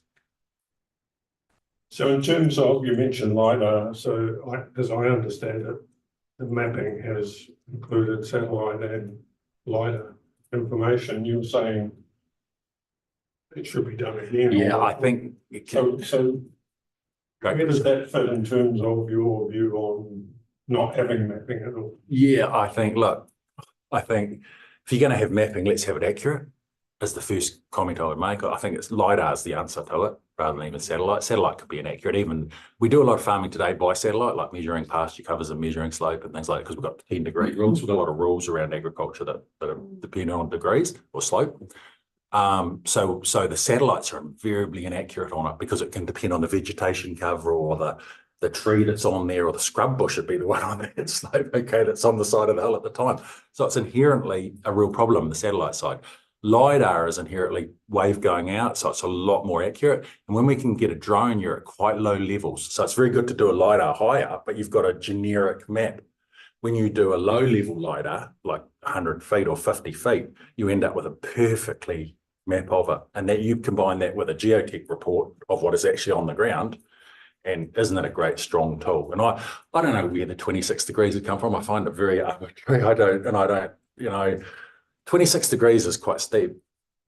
It is quite steep. And why that 26 was chosen, I don't know. I can't relate it to any other regional council or district council I deal with. I can't, and I probably know them all, not off my head, but pretty a working knowledge each day. I can't relate to where that number's come from. I think, and if you're going to draw it as a paint by numbers type approach, I know myself when I look at that map of a block that I've been brought up with, there's a huge variation within that red zone. There'll be some beautiful areas that are tucked away in the scrub there that would make a beautiful house site, or someone with a hideaway, or, you know, a modern farming business has tourism, you know, the lot of forms of that, but a tourism cabin or a tourism bivvy or whatever they have. That would be great to see in a lot of those areas in there. But what you've done is effectively destroy any aspect of getting the infrastructure that would go with that. Be my thoughts on it. Just want to question you a bit further on that one, Mr. Miller. What is your understanding of what the provisions do as proposed? The provisions of, my understanding of provisions are, it limits the building platform, it limits the activity that goes on with that, it limits the usage of those areas, it limits the way vegetation can be managed in those areas. I can probably go through, keep ticking the list down, I suppose. I'm just going to ask Mr. Bevan to just clarify that. Yeah, cool. In terms of what is the impact?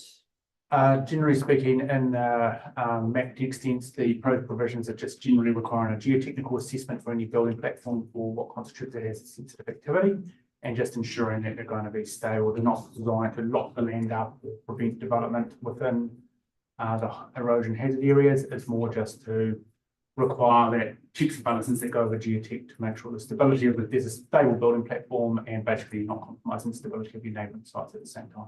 So that's rule sub G 4. There'll be an earthworks rule. 1 second.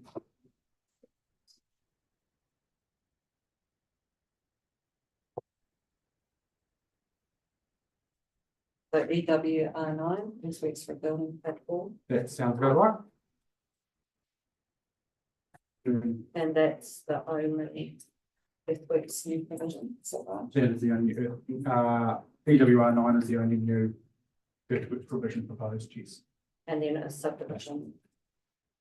And then similar test under the subdivision provisions as well.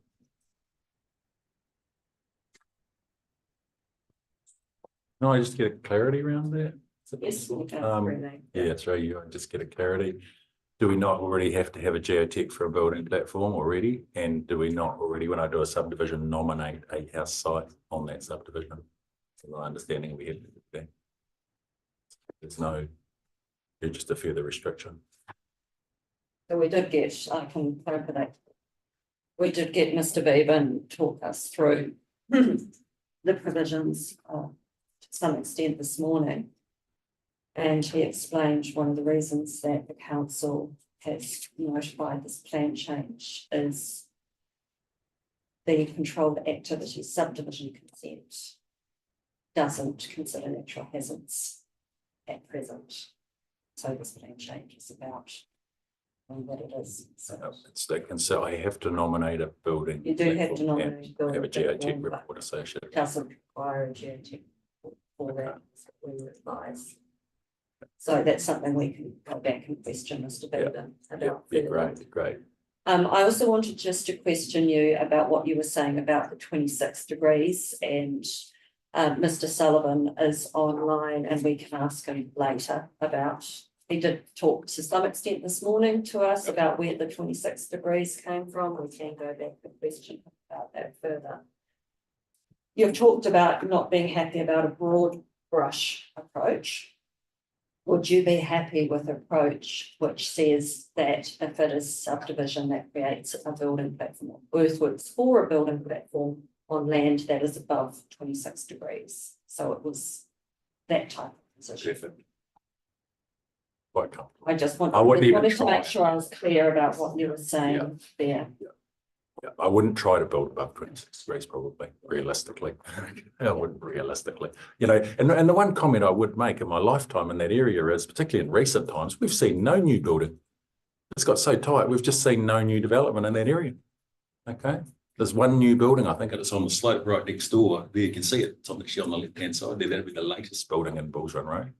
Okay, we've seen nothing. Compared to when I was a kid, we had huge numbers on the bottom end of Moonshine. I think it was a 26 lot lifestyle subdivision there. We just don't see that today. It just doesn't happen, for a variety of reasons. There's not the pressures that was around the development. It's too expensive. It's too slow to build. It's too difficult around the rules. People just don't do it. Not the opportunities, the restrictions on roading in that area, like the council gets overboard on roading. But I like your definition of where it's at.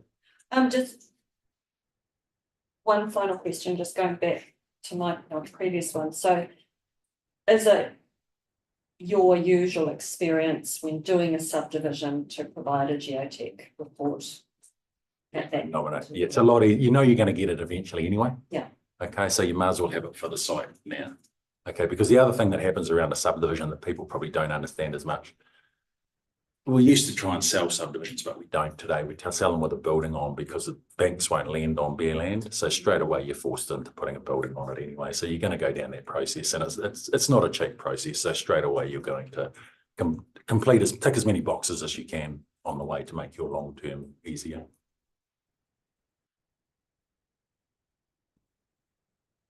Thank you. I'll just see if there's any further questions. Thank you No, for the thank you very opportunity. much, Mr. Miller. You've been very helpful. Thank you.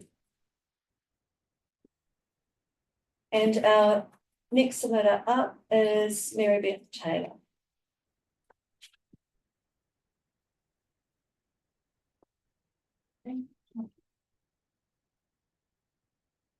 Morning, Ms. Taylor. We have received electronically your PowerPoint presentation and your notes, but we haven't reviewed those yet. Okay. And obviously we've read your submission in the first instance as well. Okay, so. Yeah, here we go. Did you mention there's a button for me to command? That should be. Or do you want to do the driving? Okay, all right. Well, thank you and welcome to neighbors and friends.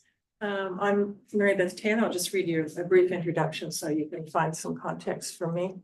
And I left the Northern Hemisphere in 1980, arrived in New Zealand in the spring of '81. I was previously in Alaska. So I moved to Wellington in 82 and Upper Hutt in 85. So I settled in Whiteman's Valley in 87. So I'm an environmental advocate and a member of several environmental groups. And you would have got that tone from my original submission. And I know that part of the things I asked for then were outside the brief, but we'll see how we go. So including Forest and Bird, I'm a member of that organization, which is the largest New Zealand conservation organization, World Wildlife Fund, Greenpeace. And I've sat on several Upper Hutt City Council reference groups between 2019 and 2023, including the Climate Change Focus Group, from which the sustainability strategy was developed in 2020, and the Upper Hutt City Council PC 50, which is the rural zoning, which is still in the process now, focus group, and the Plan Change 48 Significant Amenity Landscape Reference Group. So I advocate for the environment at all levels of government, and I really do strive to provide a voice for nature on many issues. So protection and restoration of the Mongaroa peatland is one of the most important issues I support. And it has a very strong crossover with Plan Change 47, and that the nature of the peatland and the ecosystem services it provides are in contradiction to the ability to build safely on that kind of terrain. So there is a crossover on those two issues. So I've lived on Catherine Mansfield Drive for 37 years on a ridge that directly overlooks the peatland. I have a bird's eye view.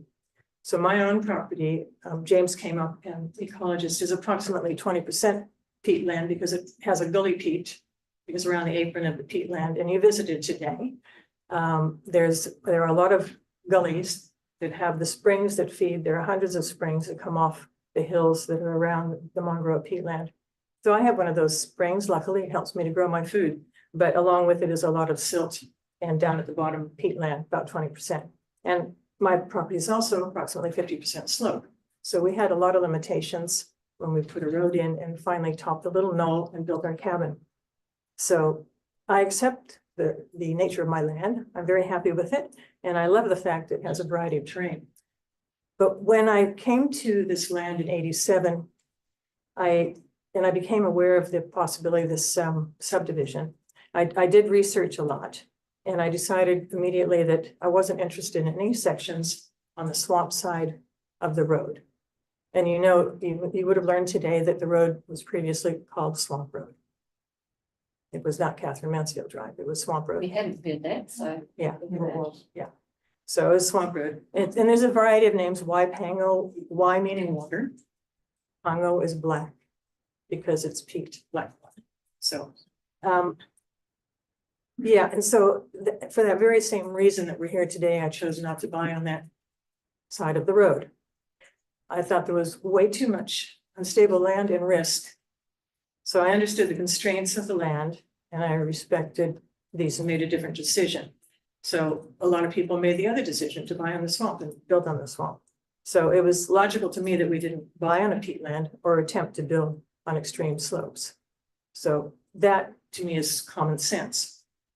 So, and from my experiences living above the peatland for nearly 40 years, I believe that the Coffey report and the plan change you put forward are 100% accurate, but I would take it even further. And I can show you why. Okay, so pushing the button, which one is it? Is it this one? Oh, okay, cool.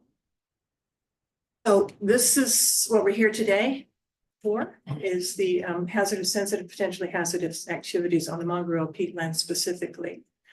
And you're asking for finally asking for geotechnical investigations to ensure that building platforms will be safe from the hazard, and that property will be safe from the hazard, and to minimize the likelihood of damage because of the poor ground conditions.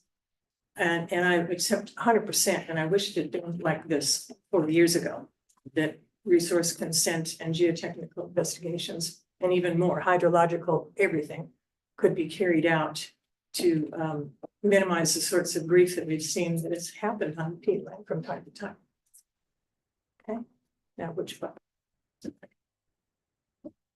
gonna mess it up? Oh, yeah, okay. So my viewpoint is we actually have to protect ourselves from our own actions. A lot of times these decisions to build in unwise places are driven by money. And so when common sense fails, we do need the rules. And thank you for putting those forward. So I need to go back now. Can I go back? Can we go back one? Hello? Sorry, apologies. Yeah, somehow or other it got onto and back again, please. Is it that back? I'm not sure which, no, not sure which buttons are back. Okay. So when I started looking at land, and you've probably seen this as well. This is the original proposal for the Mansfield subdivision in this area. And this is an article that is in our archives that came out, and the Chamber of Commerce said proposed Mansfield development is ridiculous. You can see the peatland in the circle there. You can see a little bit of a raised area because it is a dome peat, which means the water flows in. There's probably a pretty, not a scientist, probably pretty big trench there that's filled up with water pushing the land up. So that's the nature. It's a dome. It's an ancient dome peat. So it was deemed in 76 to be, and this is a really interesting document. The plan was by Crest Properties, and I heard that the Fletcher Challenge was involved too, but they were going to build a city of 25 to 30,000 people on the peatland that you visited today. Okay. But interestingly, this report here, it talks about a geotechnical report back in 1976. So I can leave this with you. I don't know that it's online. We haven't received a copy of that. so- Oh, all right. This is really interesting reading. Golf course, medical centers, schools, all the commercial things happening. I don't know what they were thinking, but somebody wanted to make a lot of money. It's a silk purse out of a sow's ear sort of a thing. So 25 to 30,000 people. Now the Chamber of Commerce thought it was ridiculous, not because of the geotechnical properties of the peatland, but they didn't want this city to compete with the city in the lower valley of Upper Hutt. They thought that business-wise, commercially, economically, they didn't want that competition. But we know now that there are more reasons for that. But there are, I mean, it says with proper soils engineering, the alluvial and residual soils can be developed to provide building sites which are suitable for structures with conventional shallow spread foundations. The organic soils will require special measures during site preparation and possibly special foundations for buildings. In general, the valley floor areas which have more than a 3-meter depth of peat should be developed for building sites only with more detailed soils engineering. This is 1976. And that I know of, because I watched a building being moved on and asked, it was one of our counselors' buildings, about his foundations, because it was pretty black soil there. And he said he only needed to have 3-meter holes. Now the average depth of the peatland, they say, is 8 meters, but there have been cores drilled down in the area where he sited his building down to 48 meters without hitting bedrock. And that's documented in here. So this is what this started out to be in 1976. And I'm happy to leave. I have another copy. I think I left one at council planning at some time, but it's really interesting reading. They were very worried about the soils back then, but not worried enough. So what happened next? I have a little timeline here. So I just talked about the Crest Properties, and they referred to more detailed soil engineering. But by 1979, 3 years later, the plan had been reduced to 800 dwellings. And by 1987, when I bought my land, the plan had approximately 75 dwellings kind of either built or underway. I did a school bus survey with a neighbor, and that's the number of properties we found. There are more now because we've, had subdivision. So, but at that time, we became aware also that some of the titles on the swamp side were being withheld because they were not perking well for septic, because the water table is within 30 centimeters in most parts, as you've probably heard about today, and comes right up to the surface. So I was told when I bought, because it's a question I asked, is there going to be any possibility of subdivision? And I was told, no, subdivision can't happen here because of the poor septic system situation. And so no subdivision will happen until city services are brought into the valley, which this agent thought they would be approximately 20 years. I've been there 37 years and there are no city services. And the peatland continues to fill up with remnants of human waste and farming waste or whatever, okay? So there are a lot of urban legends, truths, whatever, that are surrounding the Monroe peatland. And you may have heard some today. You went past Ashton Warner Way on your way. At the end of Ashton Warner Way, right around the time that we were starting to build, they decided, since the titles were being withheld and they couldn't get going on the housing part, they may as well start working on the commercial part. You know, go in and start working on where they're going to put their cities and all that kind of stuff. But this is urban legend, but it actually did happen because a friend of mine drove one of the diggers that pulled the other two out that sank into the peatland at the end of Ashton Warner Way. Now that to me is an indication you have to be really careful about what you're building. There are also mention of a couple of homes that are subsiding on one corner. And also there was apparently a water test that was done because some of the peatland owners don't like the gun club makes a lot of noise. And so one owner decided to test the water for lead. And I think, Nolene, you know about this one, test the water for lead to try to shut down the gun club, but they found such a high human fecal count in the water that they never brought that report to the public. And this is what's happening in the peatland from the environmental point of view. And Councillor Griffiths, I happened to be in the neighborhood down the southern end of the peatland when his house was moved on.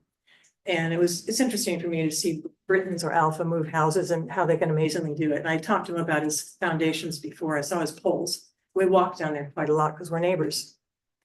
And the day the house was moved on, I had a look and I was watching, and I watched the trailer unit kind of go lower and lower and lower into this black dirt.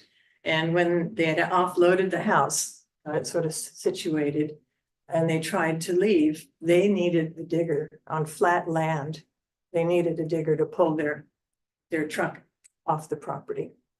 Again, I worried very much for him that he's got his house in a good place.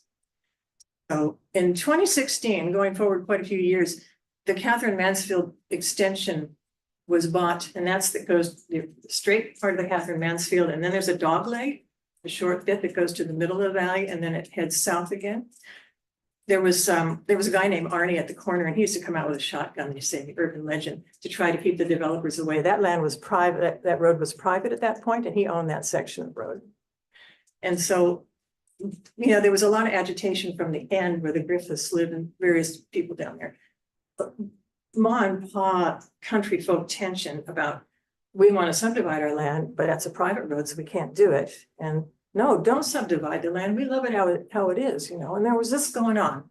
It wasn't very pleasant, but in the end, council convinced, Arnie moved out and council convinced the owner to sell the land. They made that private section of road into public road. And previous to that, the neighbors that lived down there, every, I don't know, 5 years, and they got 1 or 2 potholes, they'd get the diggers out and they'd fix it up, and it was very amenable.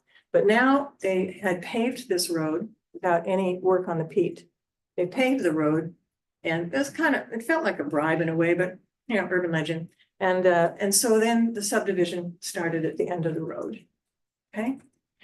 So in 2018, before any of the consents were granted, Forrest Bird and others called a meeting with Upper City Council CE and planners to urge them, please don't subdivide on the peatland. This is a highly valued, there's less than 3% of the original peatlands existing in the North Island.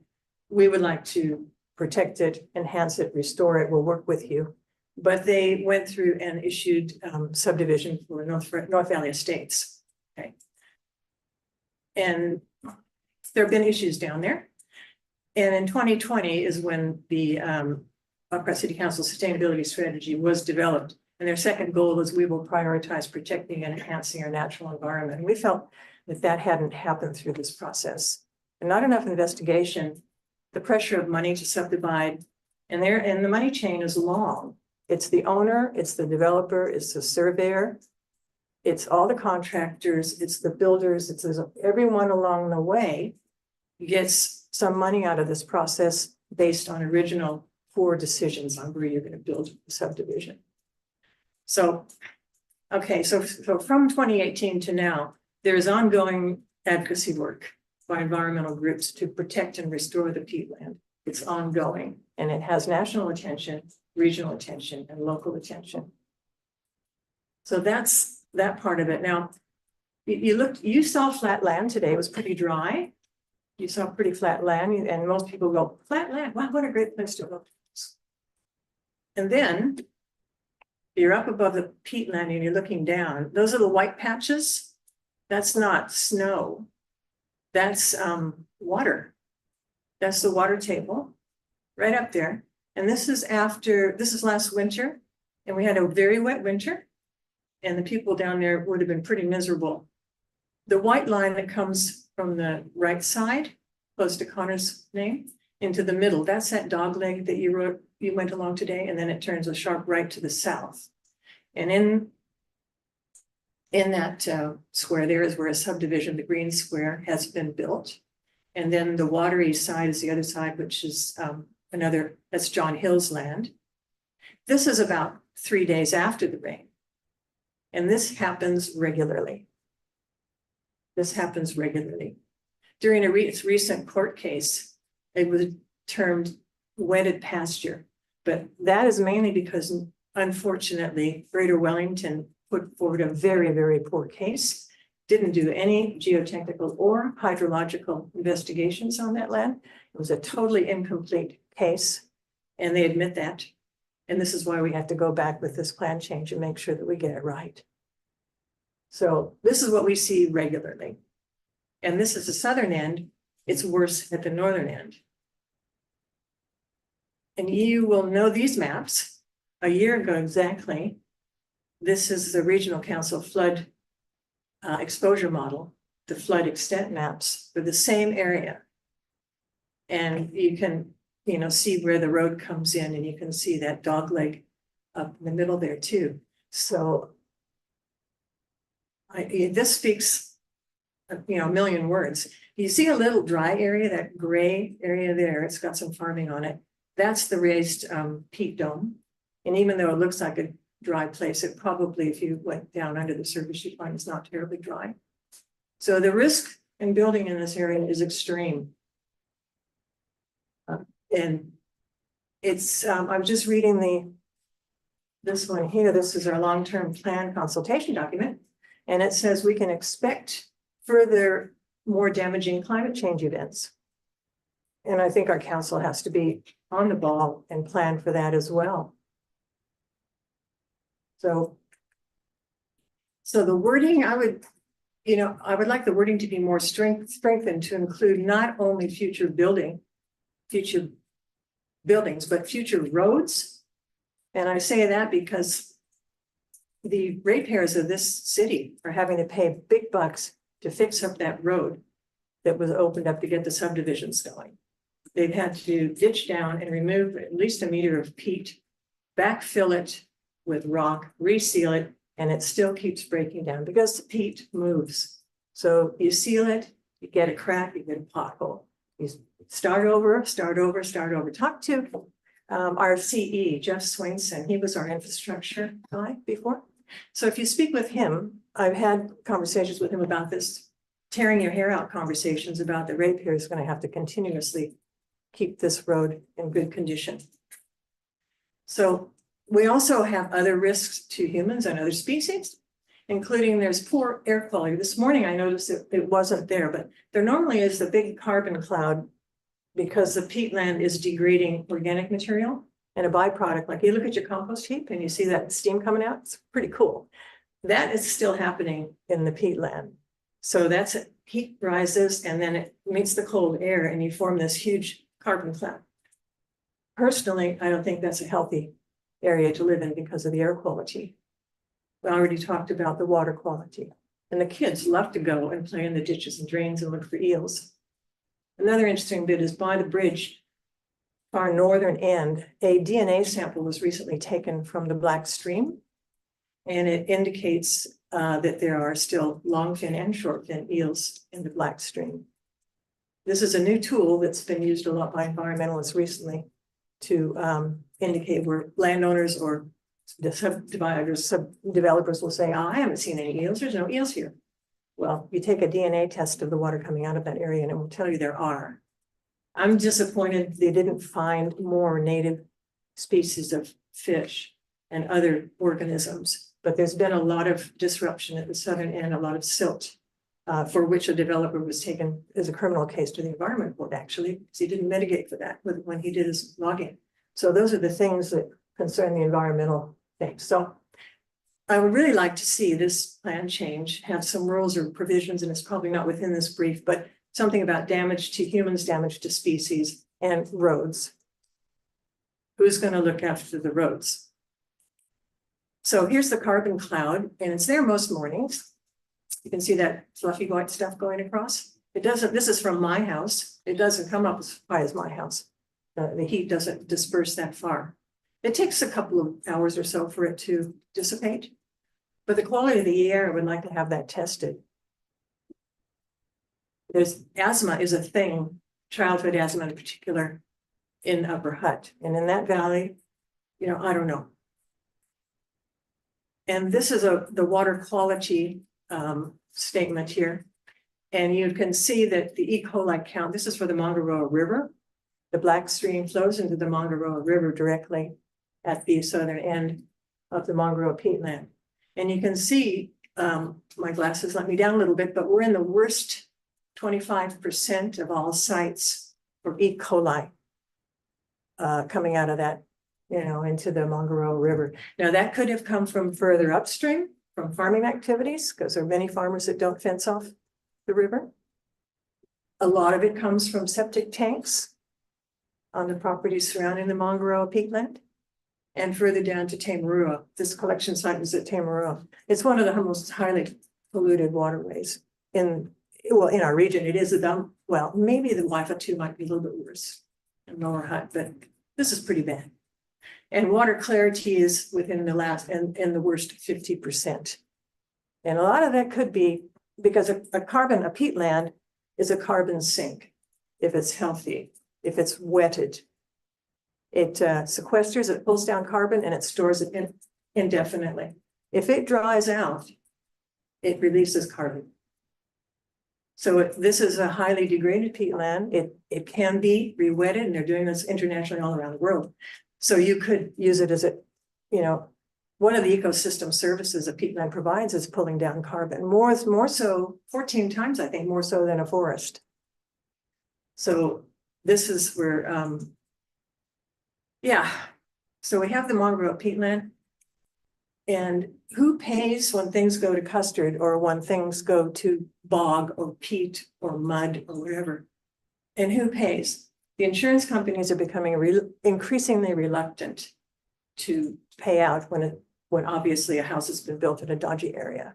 We've talked to the insurance commission about that. Council, ultimately, council or the ratepayers might have to pay to rescue some of these household owners that are, if you look at the advertising for North Valley Estates, the first thing you see online is build your dream home in the country. And how can you resist? Because I have a dream home in the country, but I built mine on a hill. So is the developer going to pay? Unlikely, unless they have a lot of insurance. The builders, the landowner gets stuck with the mess, but they're going to try to find a way out of it. Now, you drove by also 96 Catherine Mansfield Drive today. And I had a conversation with our CE in his previous role as the asset infrastructure guy. And he brought this case up to me. I know the person that owns this property and has been building, he's a builder. He's been building his house for a number of years, and he finally moved he wanted to do it without mortgage. So he finally moved his family in, and he called the council in desperation saying, the water table in the Mongaroa peatland is increasing. It's raising up. My property has been awash. I just moved in and I have damp rising inside all my walls. what are you going to do? And, our CE said, well, what can council do? I said, I don't know, because there was a bad decision made in the first place. Ms. Taylor, we had you allocated down 15 minutes. Okay. And it's about 25. Have you I know. got some more? So this is a point, and if you, maybe you want to talk to our CE about that particular case. Okay? And thank you for reminding me of the time, because I don't have a watch here. So, I support all the provisions, all the rules. I wish they could be stronger in terms of environmental and people protection. I think there's only one more slide. My thought with PC 50 coming up is that the rural zoning for the Monroe peatland this land would be much more effectively used if the southern degraded area was put into a solar farm. You can graze and farm underneath it. I'm sure that the local, regional, and central government would be very interested in having a solar farm. And you could most likely get grant money to do a feasibility study. Now, the northern end, which is a viable special natural area, the SNA area, is very much a candidate for protection and restoration.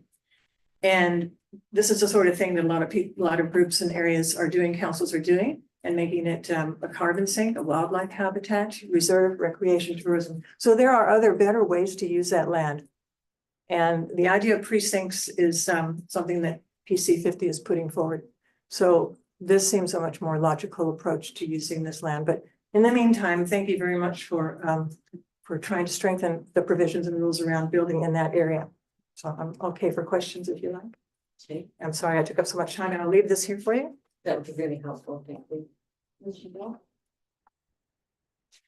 No, I don't have any questions. I think it's been very thorough, your points, but in terms of your property, do I understand you don't have any concerns or about the impact on your particular property from the No. slopes in particular? Well, the slopes, yeah, we have a logging tract. There was a logging contract that was done on 3 properties adjoining where we live.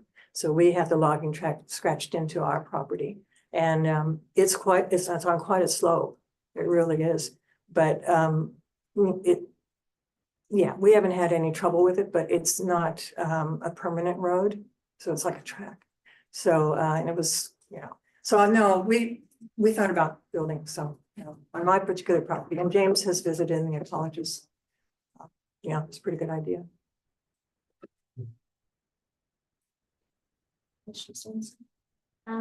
Thank you, Ms. Taylor. Very clear. I just wanted to reconfirm, you noted at the conclusion of your presentation, you support the proposed provisions in Plan Change 47. Absolutely. With the hope that it could go further. You do understand the limitations of scope. I understand your limitations. I would really like council to have said no more building, no more roads.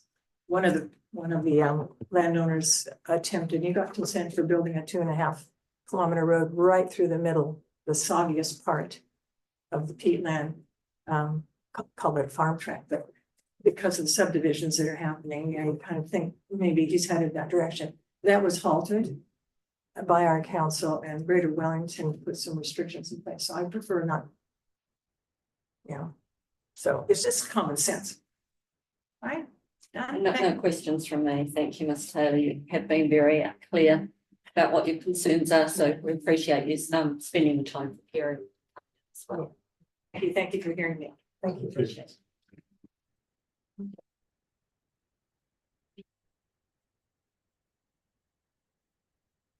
And thank you. Our next submitter is Nolene Burkett.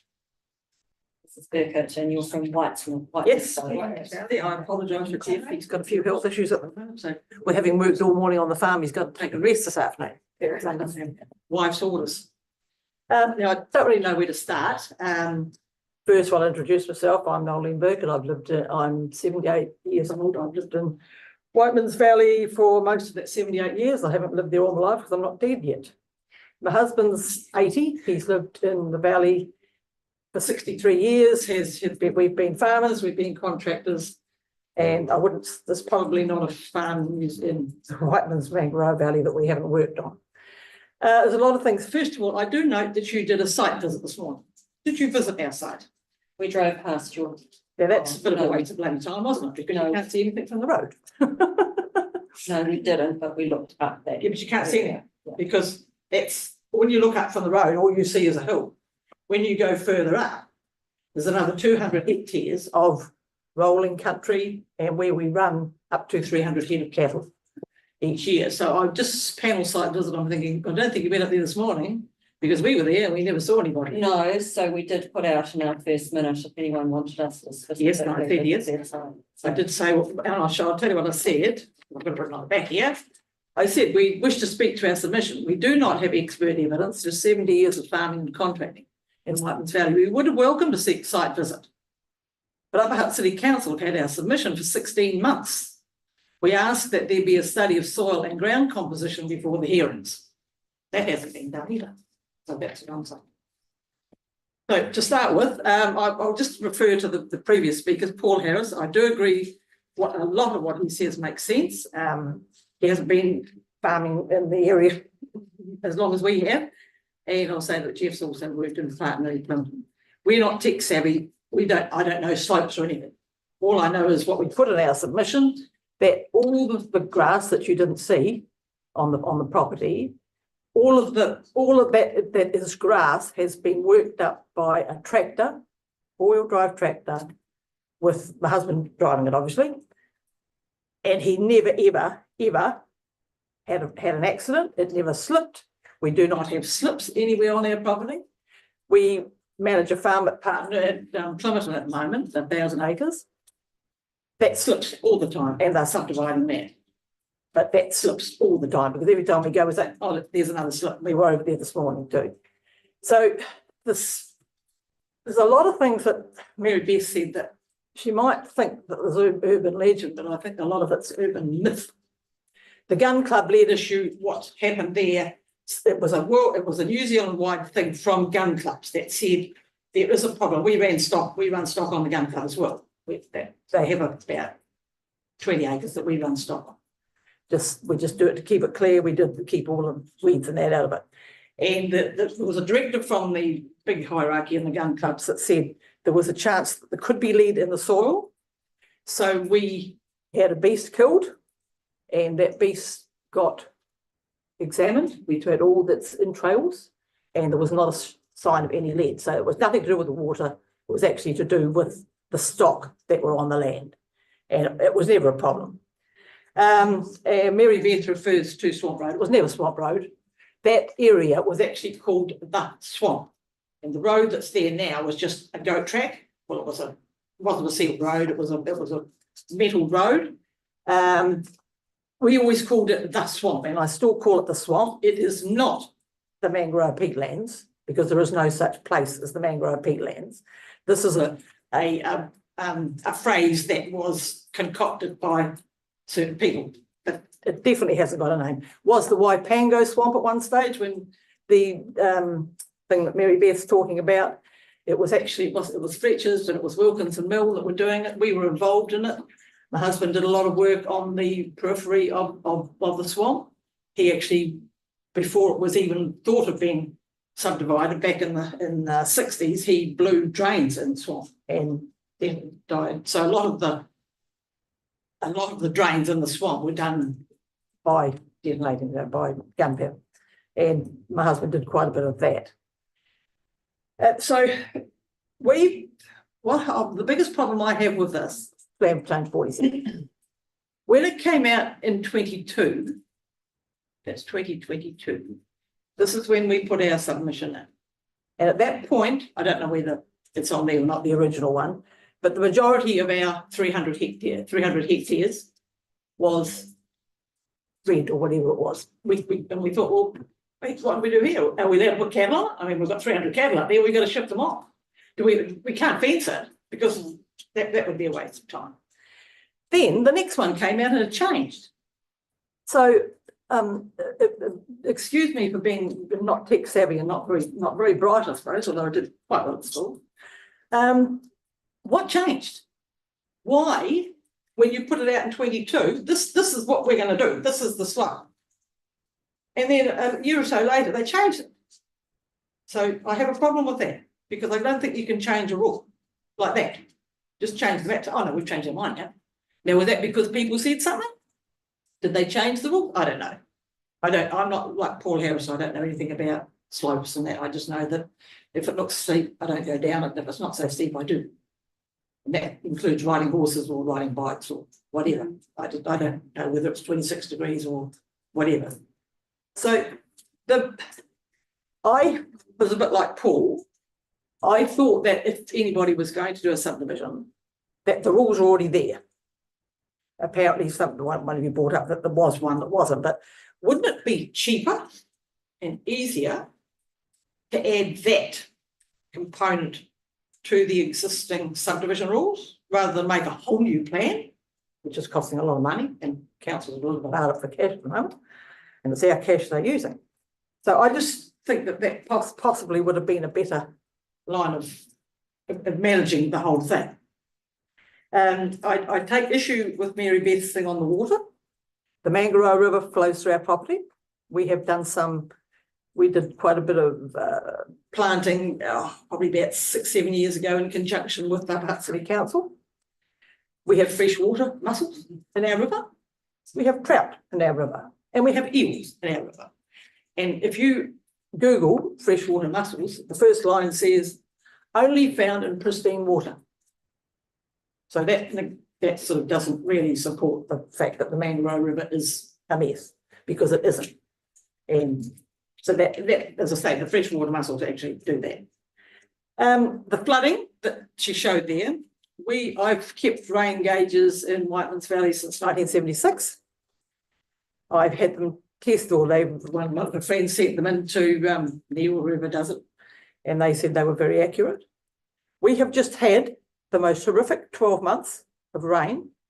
Every month had extra rain until the first month we got out of it was in March this year, I think was the first month that we didn't have double the rain that we usually have as an average or had in recent years. So that map there does not happen all the time, because our farm overlooks that, and we're up there probably 3 or 4 times a week.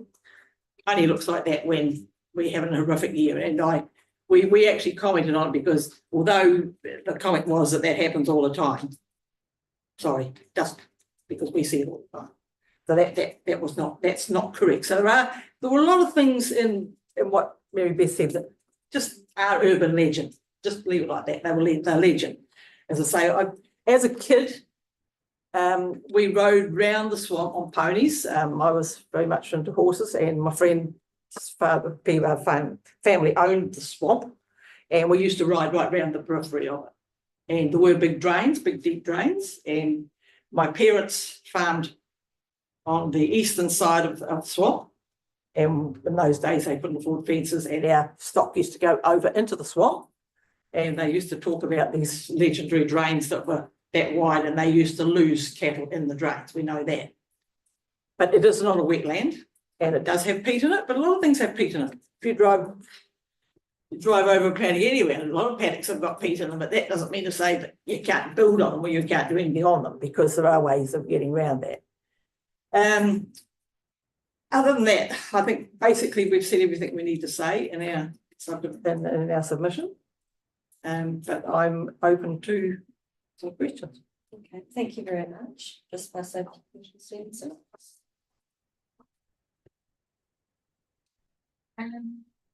Yeah, thank you, Mrs. Burkett. I know you're quite concerned, well, I understand from your submission and what you've spoken about, that you're quite concerned about the identification of slope hazard. And it's mapped at the moment based on an indication that slopes above 26 degrees need to be evaluated. So what as farmers, I mean, Paul went down that road, but he was talking more of a subdivision thing.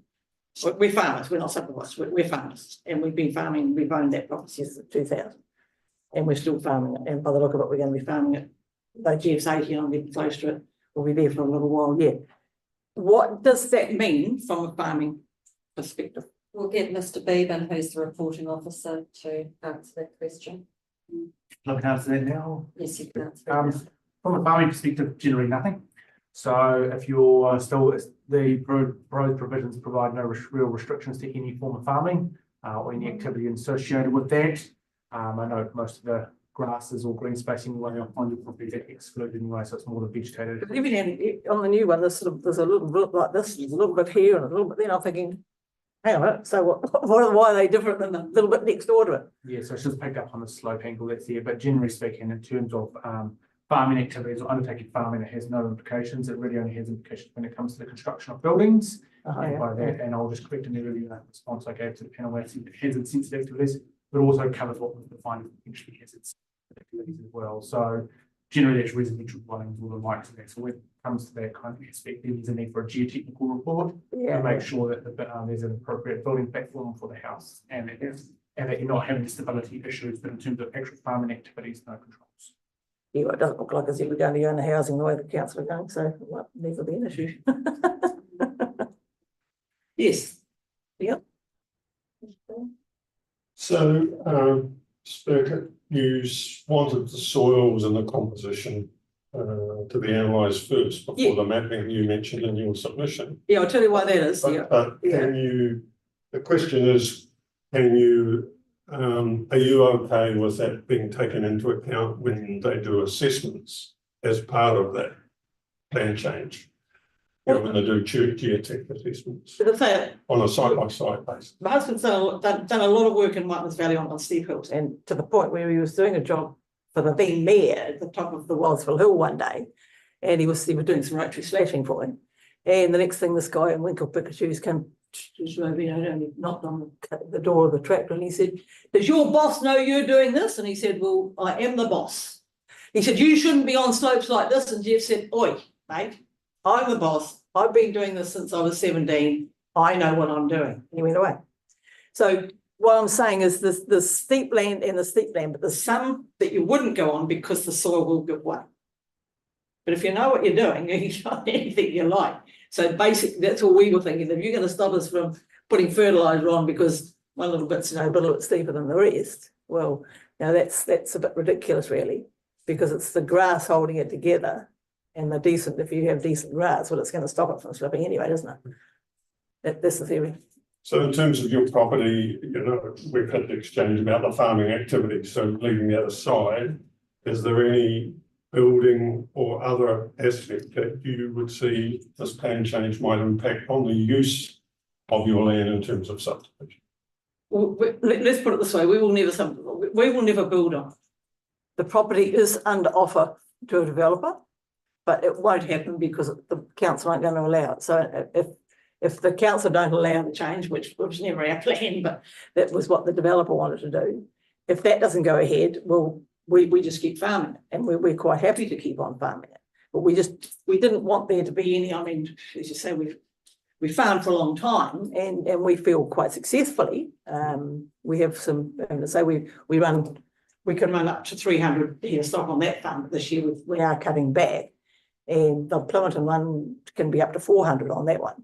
So we run a lot of stock. So we do know what we're talking about, but we didn't want this plan to limit what we do. That's basically what it was. Especially when we looked at the first one, I thought, heavens above, there we've got 350 hectares and then 200 of it, we can't get near it. That was our concern. So having heard from Mr. Bevan that the plan change is seeking to really focus on subdivision for building platforms, if it is works building platforms, you're not so concerned? We aren't concerned, no, because that wasn't really that clear in the original one. It just said, well, that's what it's going to do. And we thought, well, why? Sort of thing, why? Because we know that there's some horrific things come out of some of the other plans, the regional council ones and that make us out here stand on end, Which, but I mean, as far as we're concerned, it's a farm worth farming. So it doesn't make much money, but it's what we do. Okay. Thank you very much. No, thank you for taking the time. Thank you for Thank you. Thank you. Thank you.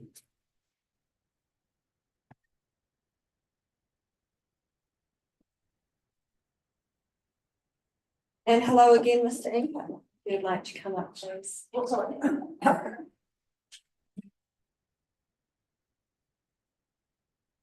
we have received your notes already in advance, so thank you for providing those to us in advance. And we have obviously read your submission and been to your property. So how would you like to proceed, Mr. Inker? Right. We'll see if I can get this thing to work. I don't claim to be technically anything. That's what I've got a granddaughter for. All right, now, before I say anything that relates to my own submission, I've really got to respond to what Mary Beth was saying. And the first problem that we've got is that Mary Beth is confusing cause and effect. Yes, she sees a cloud layer across the valley on certain days. It has nothing to do with carbon. It's simply a temperature inversion. The valley's like a great big bowl, and overnight all the cold air spills into the bottom of the valley. When it comes round to sunrise, the upper layers of the atmosphere heat up, and the layer that she sees is trapped underneath that. It's called temperature inversion. So nothing to do with carbon. The concept of re-wetting the valley is a complete clouding cuckoo land. The area of my property is somewhere in the region of 3 to 5 meters higher than the gun club.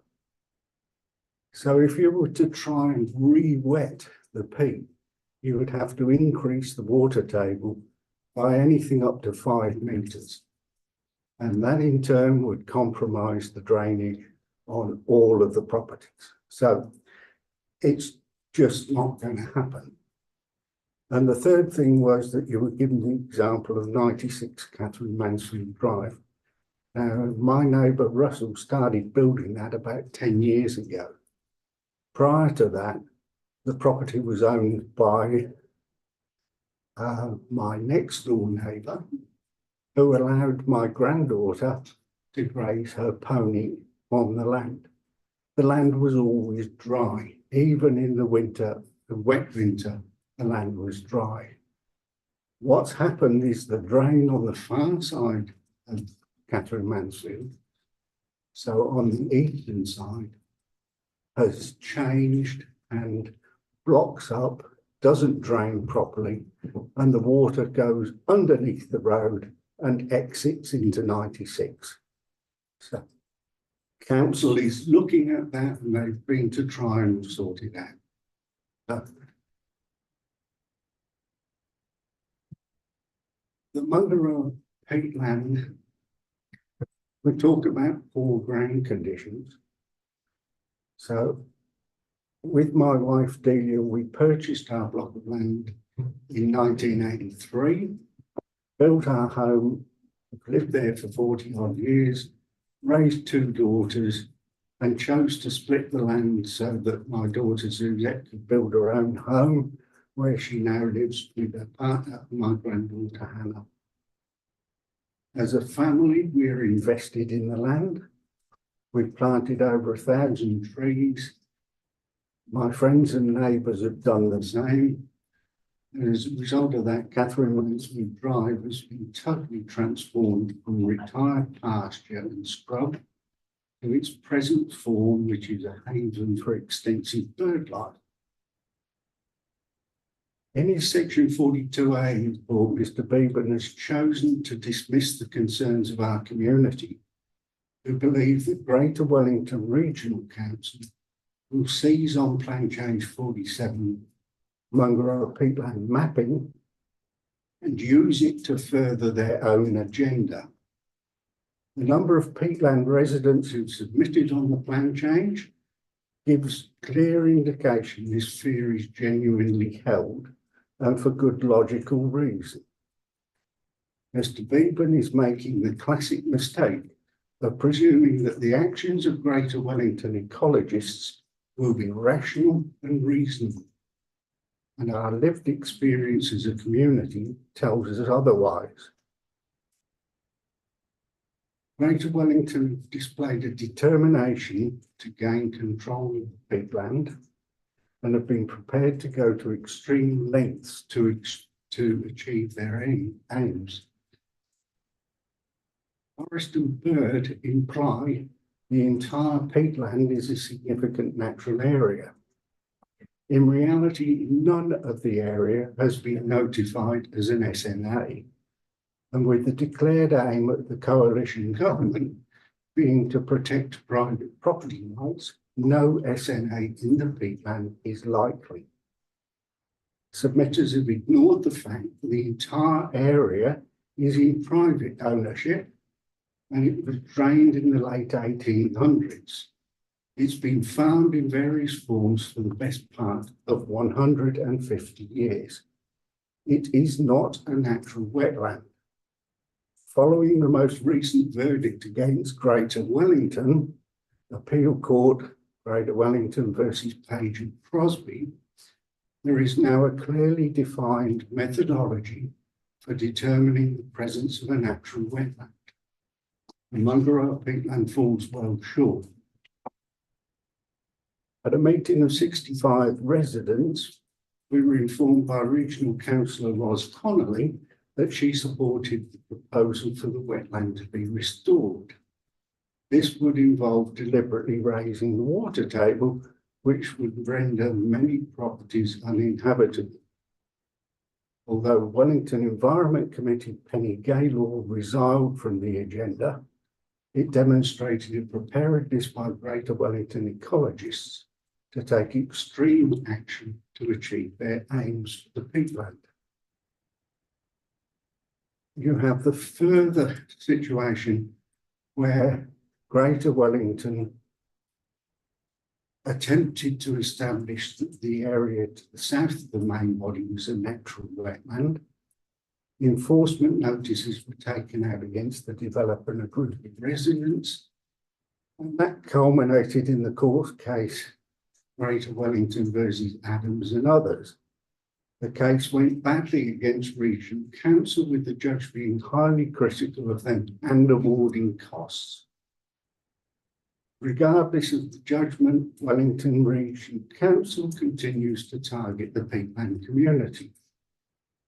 We wish to know what lessons Greater Wellington has drawn from the judgment.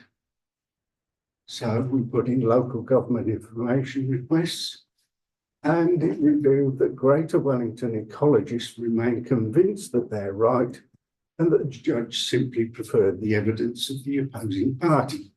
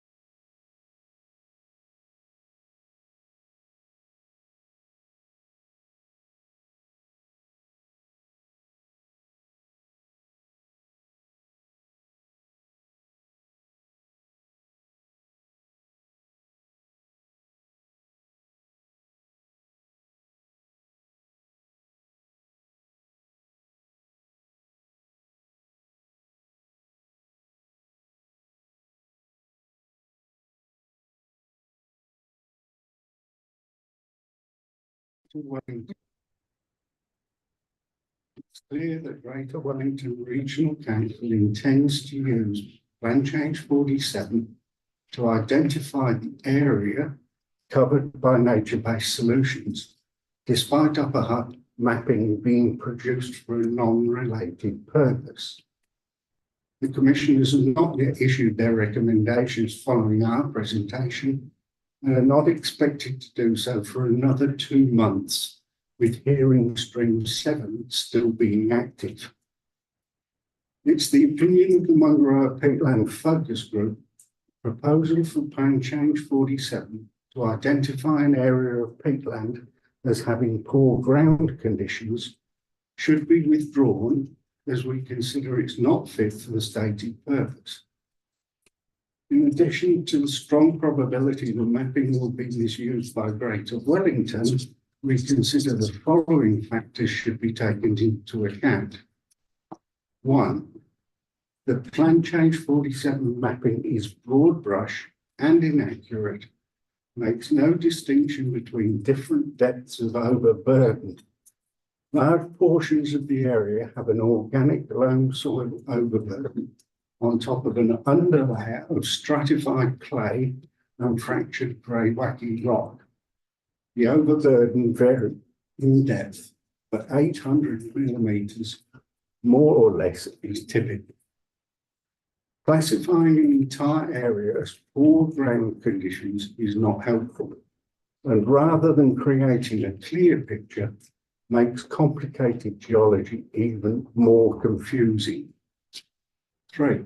The operative district plan and proposed Plan Change 50 contain clear rules relating to subdivision. Both the parent lot and the new lot are required to have a viable building platform identified. To have additional rules relating to subdivision within PC 47 is unnecessary and confusing duplication. 4. Upper Hutt Building Department has a statutory responsibility to apply the Building Act 2004 in respect of any new building activity.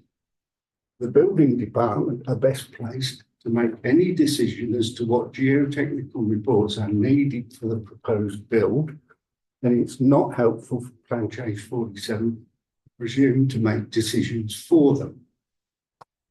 5. Plan Change 47 could be taken to imply that the only place within the city where poor ground conditions exist is within the Mungaroa Valley peatlands. This impression is false. 6. The presence of poor ground conditions is not of itself a hazard. It is simply another factor that needs to be taken into account when formulating an engineered building solution. 7. As far as regulations are concerned, more does not necessarily equate with better. I had a look at the other aspects of Plan Change 47, and I'll try and quickly go through them. The Wellington Fault runs from Wellington along State Highway 2, adjacent to Riverstone Terraces, through to Rimutaka Ranges.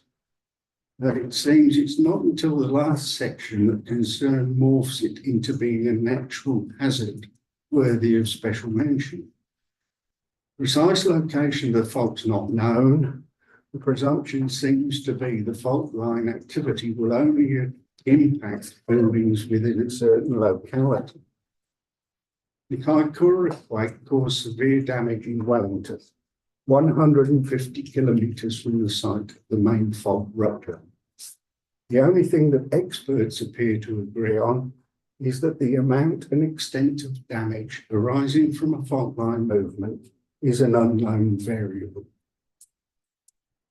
It appears to me the function of the planning department should be to specify the existence of the fault and its general location. The building department is responsible for the implementation of the Building Act and ensuring compliance. Para 143, 7 Turksman Lane, GNS identified an aspect of the fault. The resident complained A site visit was arranged and the fault location was moved 200 metres north. Para 147 then demonstrates muddled thinking in that the section 42 author applies the non-logic that the fault is not present because no resident has complained that their property was not included as being in the fault area. I make a flippant comment on that. The mind boggled. Para 153.54, either the location of the fault is well defined or it's not. The contention is that Turksma Lane location is not accurate, but the Emerald Hill location is accurate. 156 and 157, the author seems to have lost the plot by attempting to insert the concept of natural justice into risk assessment. Either a risk is present or a risk is not present. Natural justice does nothing to ameliorate risk, and there's no place in the exercise of risk assessment. Slope hazard. Section 42A report leans heavily in favour of Greater Wellington submission, but does not appear to subject their statements to critical analysis. Greater Wellington makes the assumption that all slopes identified are prone to failure.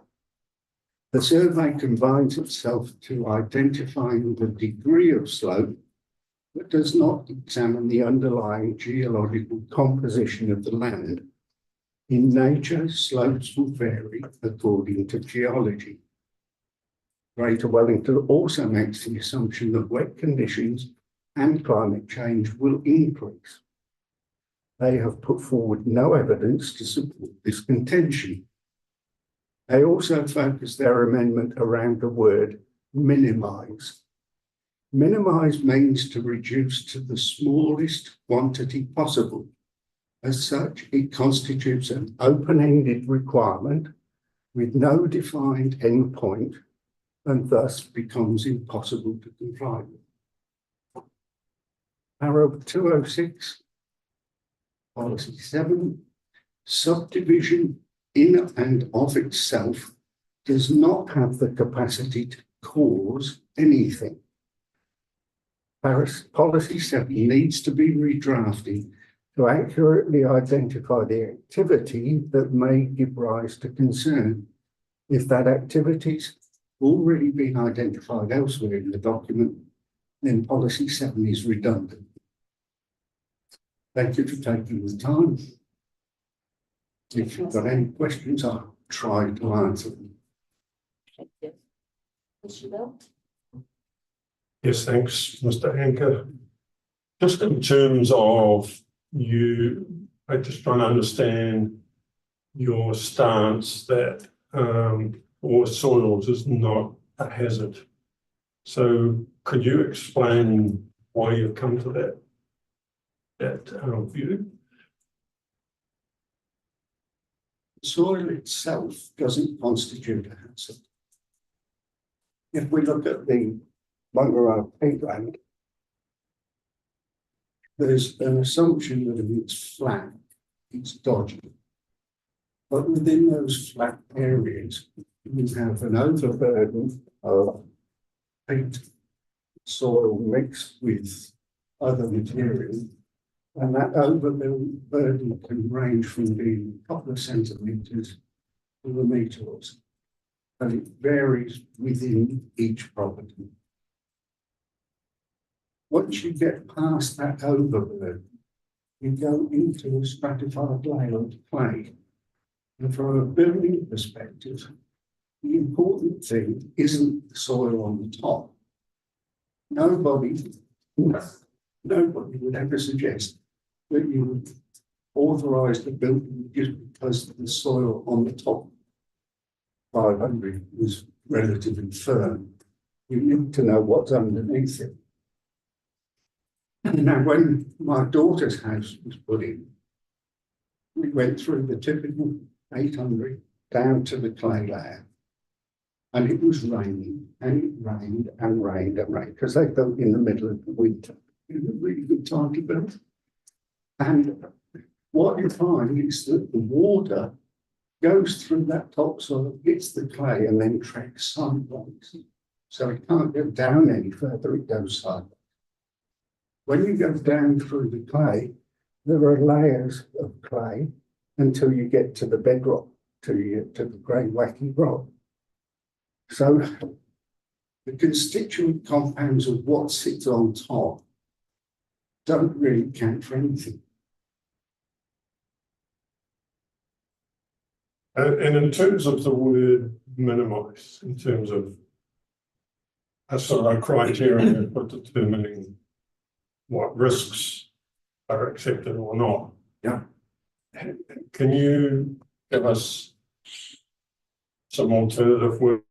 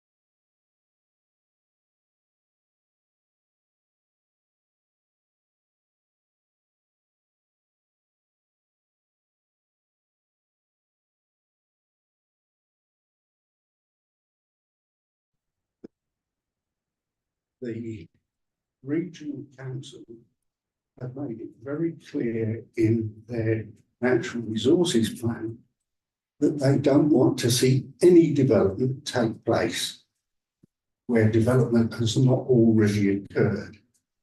So they prohibit greenfield development. Now,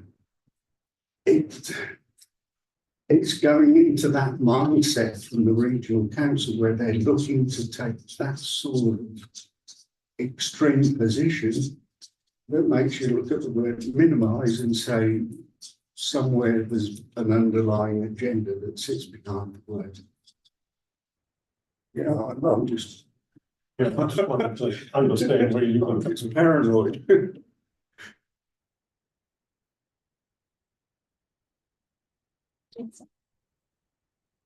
Thank you, Mr. Anker. Could you clarify for me what the plan change 47 provisions and requiring geotechnical assessments at subdivision stage where peat is mapped, what impact will that have on your property and your interests personally? Personally, none at all. I had originally 2.6 hectares, which I split in half. So it's not quite half, it's about 1.2 and 1.4. With the plan change 50 rules and the current district plan, the zoning in that area is minimum size of 1 hectare. So it would not be possible for me to subdivide property any further. So from that point of view, it doesn't have any impact on me. But it does impact other people who are part of the peatland focus group. After we had the initial stoush with the regional council and the proposal to re-wet the peat, we had a group of 60 some odd residents And it takes an external source to bring people together. And there are other people within that are potentially impacted by the Plan Change 47 provisions. So I'm sort of looking for the better interests of the community as a whole. And the feeling just is that having been involved with Plan Change 50 right the way through as part of the focus group originally, is that the provisions within Plan Change 50 already control all of that. They control the zonings and they control the minimum lot sizes. And given all of that, why put another layer of bureaucracy on top of one that's already there? It doesn't seem to give council any more control, and it just puts another layer on top for the sake of another layer on top.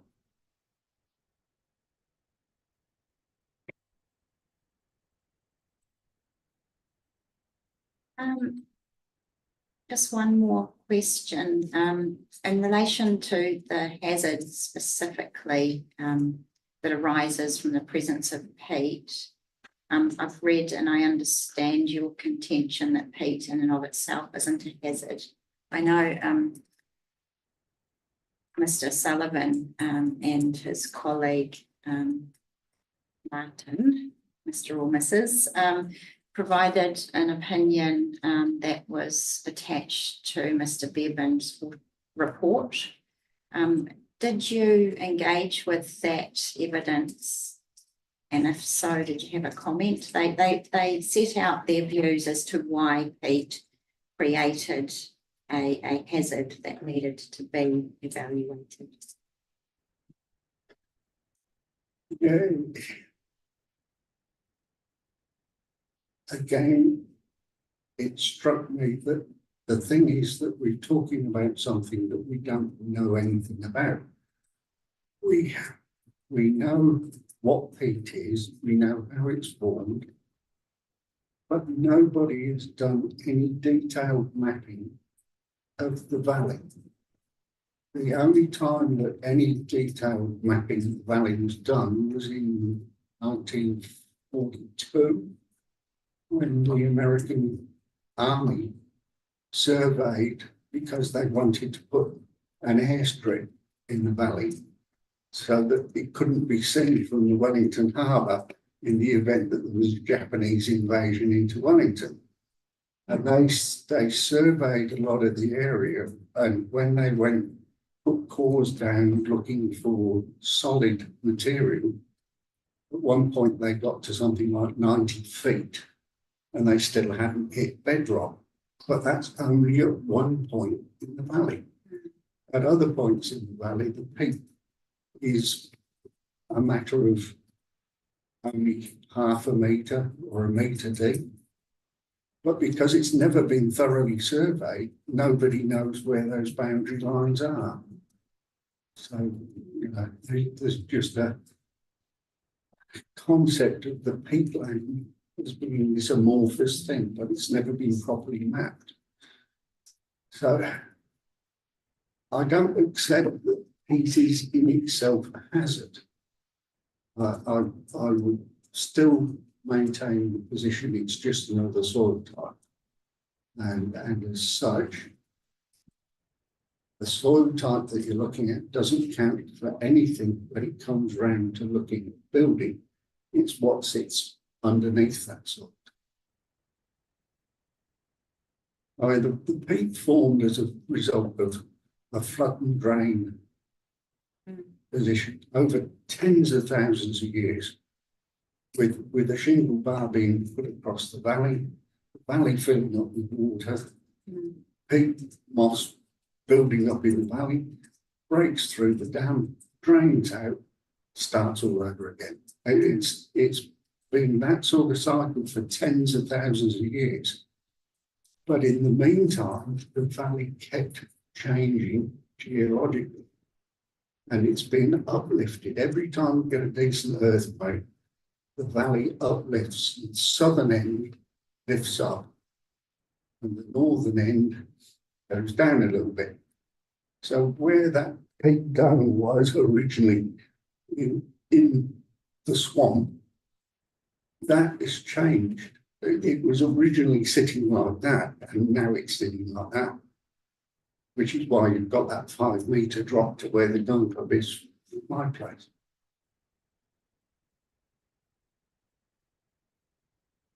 Thank you. Mr. Anker, you've just given us quite a strong opinion in terms of what the land is like and how it got there.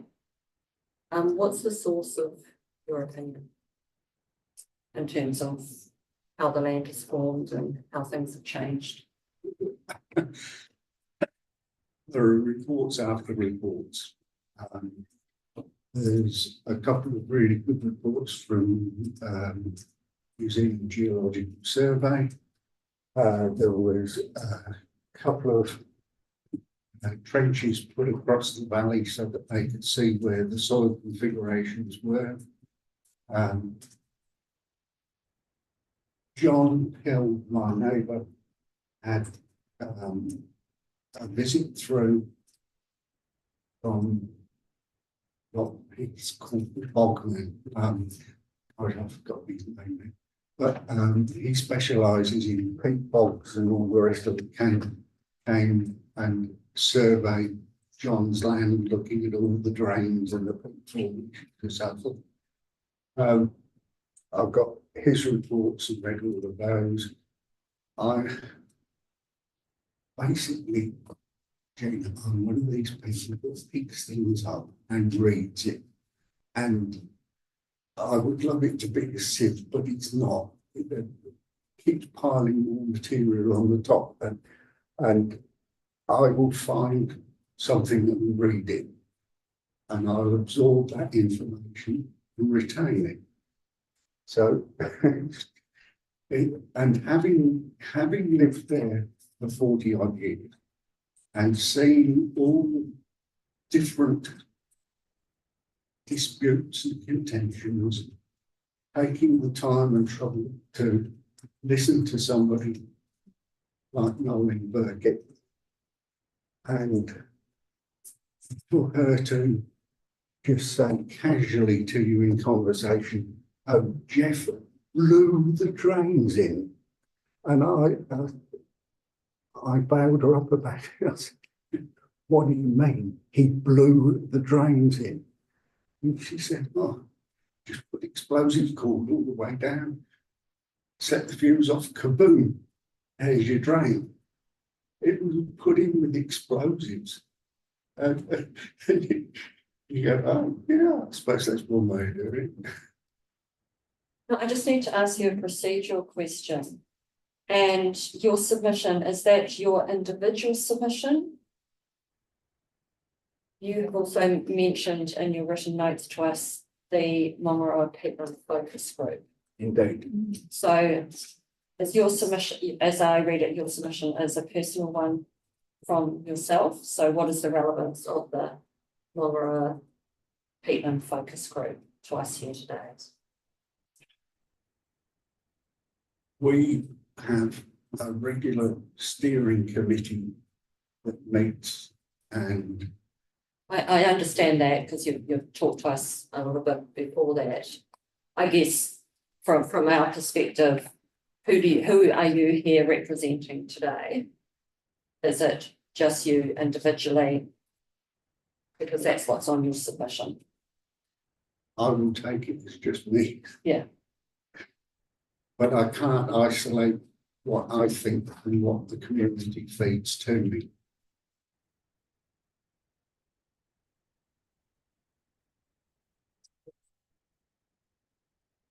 The other, again, procedural points which I have to raise because that's my job. And you've talked to us today about the Wellington Fault and the slope hazard as well. Going back to your original submission, did you cover those matters in that? Go back and check it. Yeah, I can get Mr. Bevan to I respond to don't us think about I may very well not have. it was only after seeing 42, section 42 report that that caused me to look in more detail at other aspects there. And the process that you have to operate under is that's laid down by the RMA. So we go through the plan notification, and we have the section 32 report, and we have the submissions from people in general. And after that, there's a section 42 report that's done, and it just seems that the 42 report can introduce new material that the people as a whole don't get the opportunity to have another go at. It seems like it tilts the playing field very strongly against the general public. See if there's any further questions. No. Thank you very much for coming in, Ms. Anchor, and for all the time and effort that you've pushed into your presentation and understanding the issues in the Mongaroa area. Thank you. Thank you. And that now finishes the hearing of submitters on the plan change. We'll take a short break now. 10 minutes sufficient, 15. Yeah. Is there anything you'd like me to particularly work on during the break for the next phase? No. We'll leave that to you to think about how you want to respond. Thank you. So we'll adjourn now until 3 o'clock.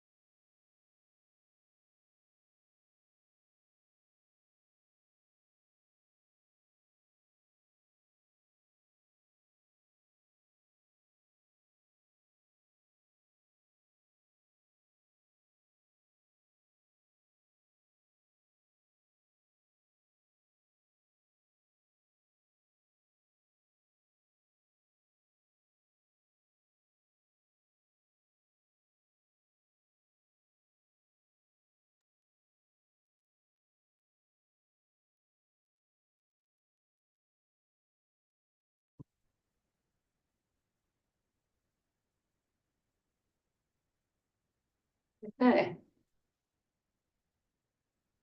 And Mr. Sullivan's not far away. But we'll reconvene. But obviously we've heard from the submitters now.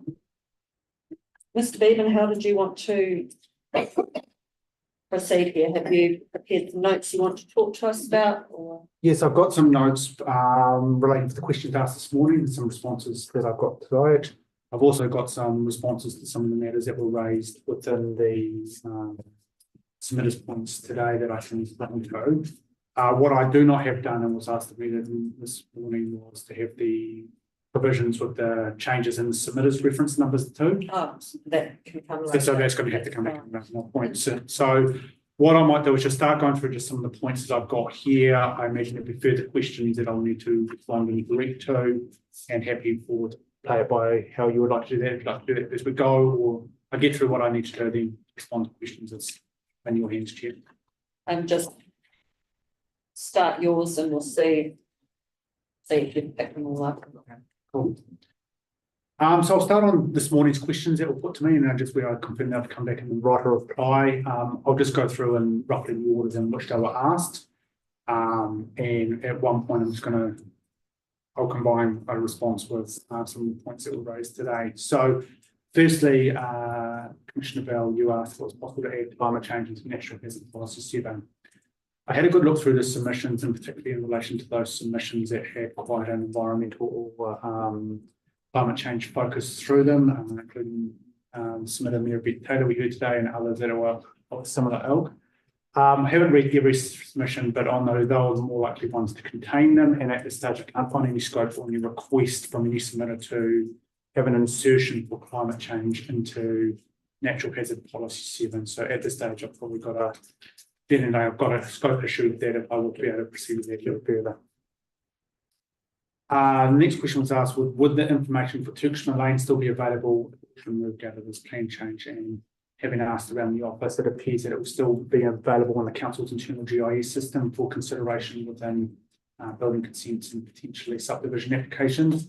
And it would also be included as kind of a layer on limb reports, depending on wants to purchase a property in there, or there was a change of property ownership and someone wants to obtain a limb, then that would also be referenced in there, though you may notice that there is some uncertainty around it that would still be raised. There was a question around, does the Greater Wellington Regional Council submission allow for mulch trace to be added to the rules? You know, it's a scope issue there. The submission was actually clear, I hadn't picked it up, but in particularly in point rules R7, R9 and R10, their reference track change does include crossed out line and had put the word trace. Yeah. So while it wasn't specifically referenced in text in terms of the relief they had sought, they had changed the word line to trace. Nice. There was scope there one. I believe it's through you, Chair, you asked a question around the minimum lot sizes for subdivision under the operative plan and the plan change 15, and for the areas particularly impacted by the Mungaroa peat overlay. I will go through this verbally, but it might also be helpful to spell it out in a bit of a written response because it is a little bit varied just because there's a change of zones in there. So under the operative district plan, the majority of sites are within the rural production zone, and within that zone is just a minimum allotment of 4 hectares. And having a quick look within the GIS mapping, there's 3 or 4 properties that would have potential subdivision potential, some of them reasonably significantly, under, or a number of lots, I should say, under these proposed provisions. And then the fringes of the Mungaroa peat overlay are in a rural lifestyle zone, which is the minimum lot size of 1 hectare. So, and they are more on the outer edges of the basin. And some of those properties might have a third, the back half or the back third or back quarter of it's just got a Mungaroa peat overlay cutting through in the front, which are clear. So those rural lifestyle zones properties aren't always entirely within that. Under the proposed district plan, the majority of the sites change from a rural production zone to a general rural zone. And the proposed rules at the moment would allow for a minimum lot size of 1 hectare with an average of 20 hectares. So what that means is you'd have to be about 40 hectares still to get 2 lots, but you have a smaller lot and a much larger lot, so there's the ability to work off. That's quite a change, but there are submissions challenging the general rule provisions, so they're not, they're not without challenge. And there are also a submission, I understand, that along the lines of Mary Beth seeking more of an overlay to protect the Mangaroa peat specifically. The fringes of the Mangaroa peat overlay under Plan Change 50 are within the rural lifestyle zone, where the minimum lot size is proposed to be 3,000 square metres with an average of 1 hectare. So again, not necessarily too dissimilar to what it's in the currently operative plan, with the exception that you can have a smaller lot than a larger balanced lot. I'd just like to segue here and just some of the points that were raised on Plan Change 50 by Mr. Anker as a submitter. So there was a comment made that Plan Change 50 is largely dealing with the Mangaroa peat overlay or this hazard, or this is duplication or additional regulation on top of that. The subdivision framework under Plan Change 50 does not significantly change. It would be a controlled activity subdivision. There are some changes to the matters of control, but it's mainly a removal of existing matters of control, particularly landscaping, earthworks, and protection of special amenity features. There is no addition of natural hazards, going back to my earlier point around matter of control. So when I was doing my 42A report and considering submissions, I did go back and look at Plan Change 50 to make sure, Plan Change 47 hadn't been somehow addressed through a subsequent plan change, and we're going to end up with a bit of duplication.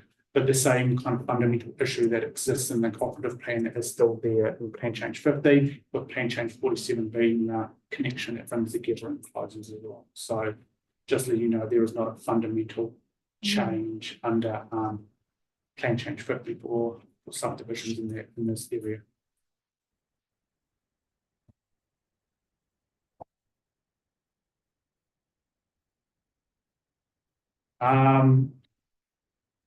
Now on to probably the gnarly question, the scope for the removal of the fault trace from Turksmere Lane. There is really only one submission who seeks this, and that's from Karen Pugh. And in general, her submission does focus on her property in 7 Turksmere Lane and in relation to her specific site.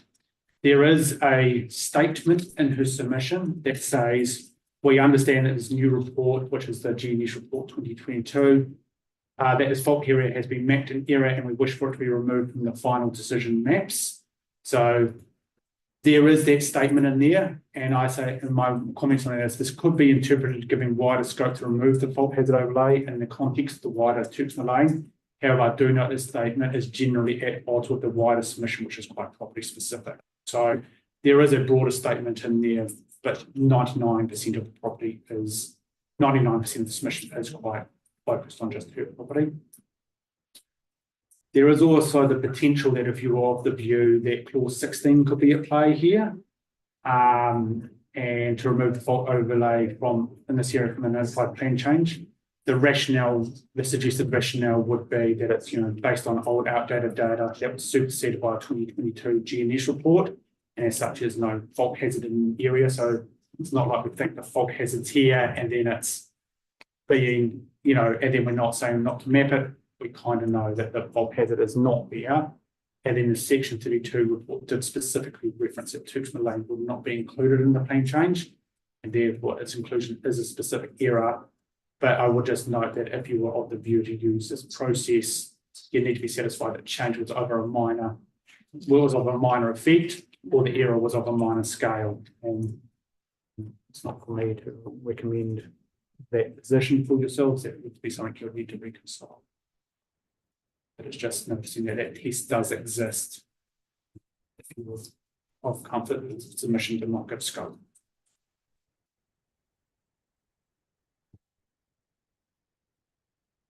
I'm just going to go into a couple of points that were raised in the by the submitters now in their statements today. Starting with Mr. Harris, he makes a point around mapping versus not mapping, and why do we map the hazard? And this is the debate that's often had with most natural hazard overlays in some way, shape, or form. With slope angle, if you say you must have a geotech report for over 26 degrees, sites of 26 degrees, It's actually a very hard thing to measure compliance on. It can be quite hard to check at the building consent stage. It can be quite hard for applicants to know what is a slope angle, and we even heard from submitters today, oh, I don't know how steep the property is, I just know if it's too steep, and it's not, then I use it. So the slope angle is a very hard thing for people to judge, and often would require a detailed topographical survey to be able to work out. The mapping exercise has been refined to be more accurate than what it was in the notified version, and it just gives that greater degree of certainty of, is your building platform in the mapped hazard extent to which the rule applies, or is it not? The just reliance on the slope angle in itself can at times be cumbersome or hard to determine compliance on. So it always has been my preference to have mapped hazard overlays sitting within plans. I wish all developers were like Mr. Harris and collected all his information early and to understand what was going on. I would say he's in some ways a little bit of an exception to the norm in that he collects geotechnical information and gets all that, and that's probably showing more his experience as a developer. Most instances, people do not get geotech assessments when they're undertaking earthworks, even on a small scale, or they come in to do their building consent. So this is, it's pretty hard just to rely on the building consent process because it's not always something that's mandatory required, and it's not always something that's supplied, or it's something that people go and undertake to do.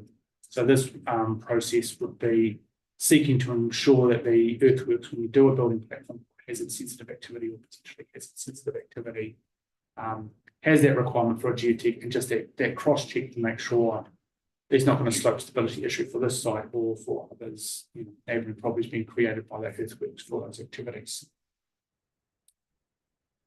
I think there's been some misunderstanding of the provisions by the submitters, and that you have a mapped extent and that means you're locking up a piece of land and you shall never do anything with it again. That is not the intent of these provisions, and it's clear through both the activity status and through the policy wording that that is not the intent of what we're trying to seek to achieve here. Under subdivisions for the Mangaroa Peak overlay, it's basically, I believe the words we're using is manage, but I will just confirm that. And that is, oh no, we are seek to allow for subdivision. The policy wording for Mangaroa Peak overlay is allow. Can't read my own writing. And the clear reason for that is we still want to provide for the subdivisions. We're not seeking to avoid or prevent.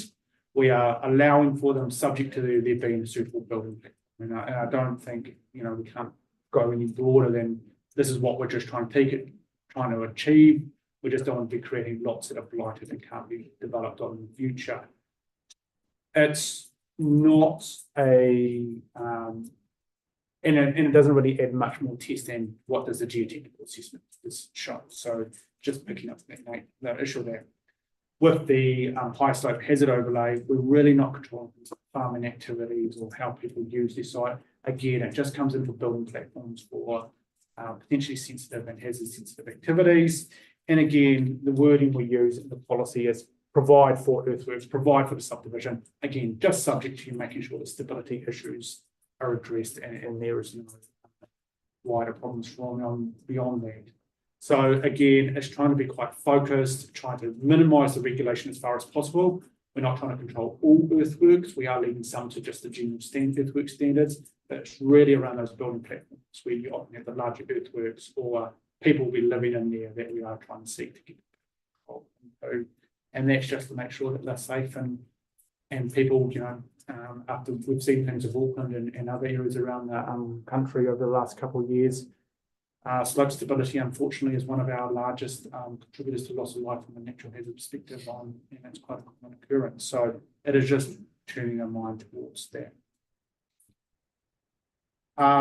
There was some questions around, the scope of the plan change and concerns that it hasn't gone far enough, particularly from an ecological area, and that's from Review Taylor. Let's be very clear, this is a natural hazards plan change. The scope is related to natural hazards. It has not gone any broader than SNAs or hydrological control or carbon sequestration and carbon sinks or anything like that.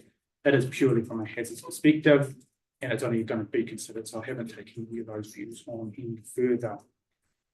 There was also concerns that the mapping would be used by a Greater Wellington Regional Council for their purposes or their use. It's not something I've really considered much further, in that if Greater Wellington was to use it for its own purposes, it would have to go through its own process. The maps would have to be fit for purpose for whatever that process is. And I have some sympathy to the residents in the Mangaroa Pit Overlay. They have had a lot of, I believe, discussions, and Greater Wellington have been in there with some discussions. But that is a very separate process to what we are dealing with here. Again, I've only focused on the hazards and what we're trying to control. And if another organisation, Greater Wellington or otherwise, were to use the maps for any other set purpose, they would have to be fit for purpose for that, and it may be fine that they have different maps for the likes of that. So I'd just be mindful that this is purely from a perspective. The final point I was just going to touch on quickly was the mapped extent around Bull Run Road. And Mr. Harris just brought up that the properties across the road are not included, and he is. Essentially, there was a natural limitation to how far the mapping did. It didn't quite get the entire city, and there are some properties in the vicinity of Mr. Harris that are not included. Most of those are owned by Greater Wellington Regional Council, and that there are just blocks of land that they own up there. They're not necessarily a lot of developments, or fortunate in that regard. There are one or two private properties that do appear to be excluded, but that could always be picked up in a future plan change to tidy that up. If there was another hazard plan change to come in the future, which may be the case due to some flood hazard data that might be arriving at some point. And they were the main points I had picked up on and going to address, but I'm happy to respond to any questions or comments that the panel may have. Thank you. Mr. Sullivan, did you want to respond to any of the points raised by submitters or any of our earlier questions from today? I believe those have been all covered quite well, and yeah, just highlighting that that this is a tool to be able to understand when a geotechnical report is needed or not needed is ultimately, yeah, and so just from that standpoint, just kind of reiterating that, I suppose.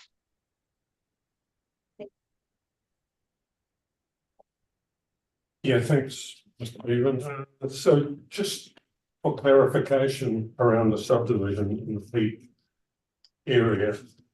So there seemed to be this, submitters seem to be viewing that this is a lot more constrained.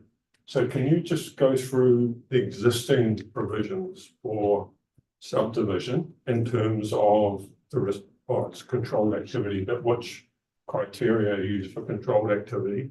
And then with PC 47, what additional ones? Is it only the geotech assessment that is different, or are there some other tests that are provided for PC 47? Cool. Just so I understand. Yep, where the submitters are coming. So under the current district plan provisions, subdivision is a controlled activity if you meet the minimum lot sizes. So that's always going to be. So I've worked on the assumption that we are meeting the minimum lot sizes. Yep. And then if you're a controlled activity, your matters of control but limited to 9 areas, which is design, appearance, layout of subdivision, landscaping, provisions of and effects on network utilities and services, standard construction of layout and vehicular access, earthworks, provisions of esplanade and esplanade strips, protection of any special amenity feature, financial contributions, and then there's a specific area for Mount Maroa structure plan. They are the only matters of control that a council can consider. There is section 106, there's 108 subdivision considerations, but natural hazard considerations. But essentially, when you're a controlled activity, you're forced to approve, and you get into this awkward tension between 106 and trying to get the hazard provisions and the likes of that. What the proposed provisions does is elevate the subdivision to a restricted discretionary activity. essentially has the same matters of discretion as what is in the control, and then just adds the matters that are contained in Natural Hazard Policy 7 as a matters of discretion, which is a geotech confirms that the site is suitable for subdivision use and development, and that the risk from look at the natural hazards one, sorry. Helps if I read the right rule. Natural Hazard Policy 5, sorry, which is it demonstrates that a geotech investigation will not increase the risk of damage to a property due to building platform being, basically a building platform to be located on good ground, and that a geotechnical assessment shows that there's a geotechnical ability assessment shows the ability to mitigate for any future building platform. So it's only really those two additional tests that allows for it. The reason it's gone to restricted discretionary activity is because there may be in some instances, and it could be very rare, and especially given the number of properties that can be really subdivided in this area, where the soil conditions are so poor that it may not be feasible to mitigate. And so our restricted discretionary activity status does give council that ability to decline where the controlled activity you have to approve. So it's just giving it a little bit more oomph, but in terms of what you consider within your subdivision, it really is only two additional matters, and that's it. Originally, when we went out to consultation, pre-notification consultation, we did have land use rules for buildings as well. But from the feedback we received and further investigation, we pulled those out and just relied on the building code and building practices. So there is no land use provisions for buildings.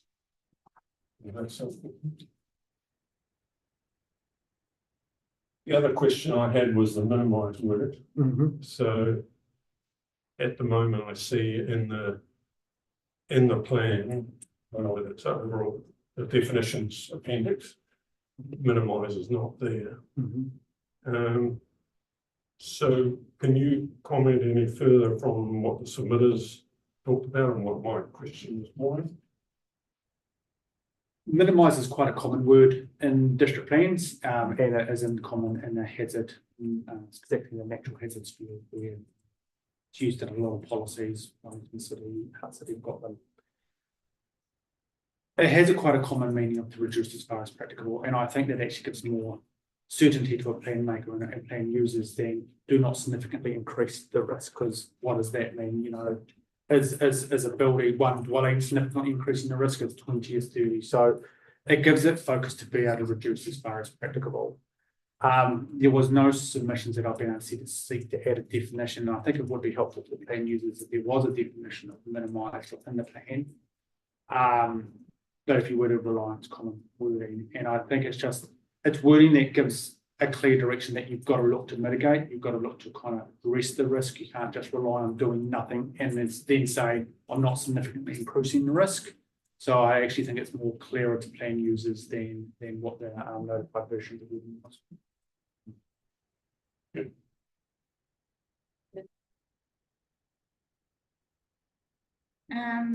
Nothing substantial, but I did have a question around Mr. Anchor said plan change 47 is identifying a whole area as having poor ground conditions. Those are the words that he used. Could you clarify for us, Mr. Bevan, does plan change 47 actually identify the whole area as having poor ground conditions? No, it's basically Mangaroa peat overlay is identified because of its poor ground conditions essentially, and they're exceptionally poor ground conditions. So that's why that area has been identified. So there's nothing else beyond the Mangaroa peat overlay. Thank you. And again, a question relating to points Mr. Anchor made. He said, both in his submission and in his written comment, his verbal comments, that subdivision does not in itself have the capacity to cause anything. For our benefit, could you outline, in your view,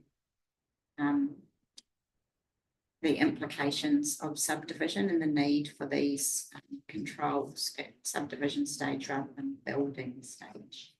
Subdivision essentially creates a site. Once you create a site, you create an expectation of development and the ability for a development to occur. There are some instances where development may not some sites may not be suitable for development, and so controlling it, the subdivision prevents that instance from arising. And you get in sites that are maybe too unsafe, or you get caught up in a land use discussion where people are now arguing I have a right to develop. It's a site you've allowed for the site to be created, and then the site is actually too hazardous for development. And I think it'd be a very rare instance, but it is a possibility that it could occur. So that's why it's best to have dealt with prior to the site being created.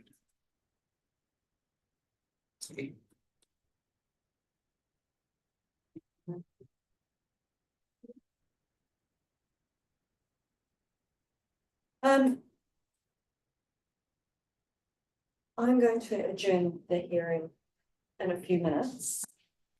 We will come back to you, Mr. Began, with some questions in writing to respond to, and would be very helpful if we were to receive what you've just read through to us in writing as well. What sort, if we were to do that by the end of this week or early next week, given I'm taking Friday off, how long do you think you'd need to respond? Through you, Chair, probably depending on how many questions there are to a degree, but within 5 working days is okay at this moment. You will have seen I did raise a few issues of scope with Mr. Anker in particular in terms of what he raised. And it would be good for Mr. Sullivan and you to confer with each other about the 26 degrees and whether that's workable in his room or not. And I know you've already addressed that to some extent.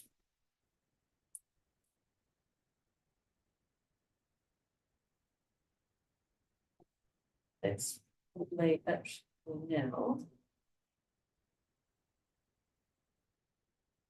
Before we close, well, we adjourn, not closed yet. Just like to thank everyone for all the time and effort put in to getting us to this point today. Thank you for being diligent to listening to our questions and being ready to respond. And thank you for the GA's support on this one. And our overqualified games administrators. Stepping in the group. And thank you for persevering with us online, Mr. Sullivan. It's been useful to have you available. No worries. So Kelly is back to close us for the afternoon, I believe. Tēnā anō koutou, hello again. Ngā mihi atu whakawhetai ki a koutou, ki tai mai nei, i te hui, i tēnei hui, i te haramai ki whanei. So thanks to everyone for attending. I'm guessing everything went really well. But I'll just quickly close us off with a karakia and then we can go about it. Anei te karakia whakamutinga, kia tau, kia tātou katoa, te ata whai o tō tātou āriki, o ihu karaiti, me te aroha o te atua, me te whiwhinga tahitanga ki te wairua tapu, ake ake, Thank you very much.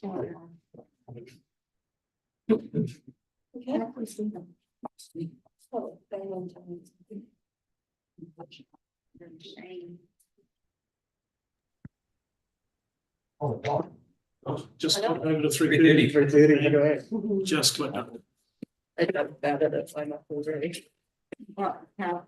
Thank you. I was actually full of dread Thanks, Dave. this morning at the clock beat. I might be a couple of minutes late, so I was standing there so early.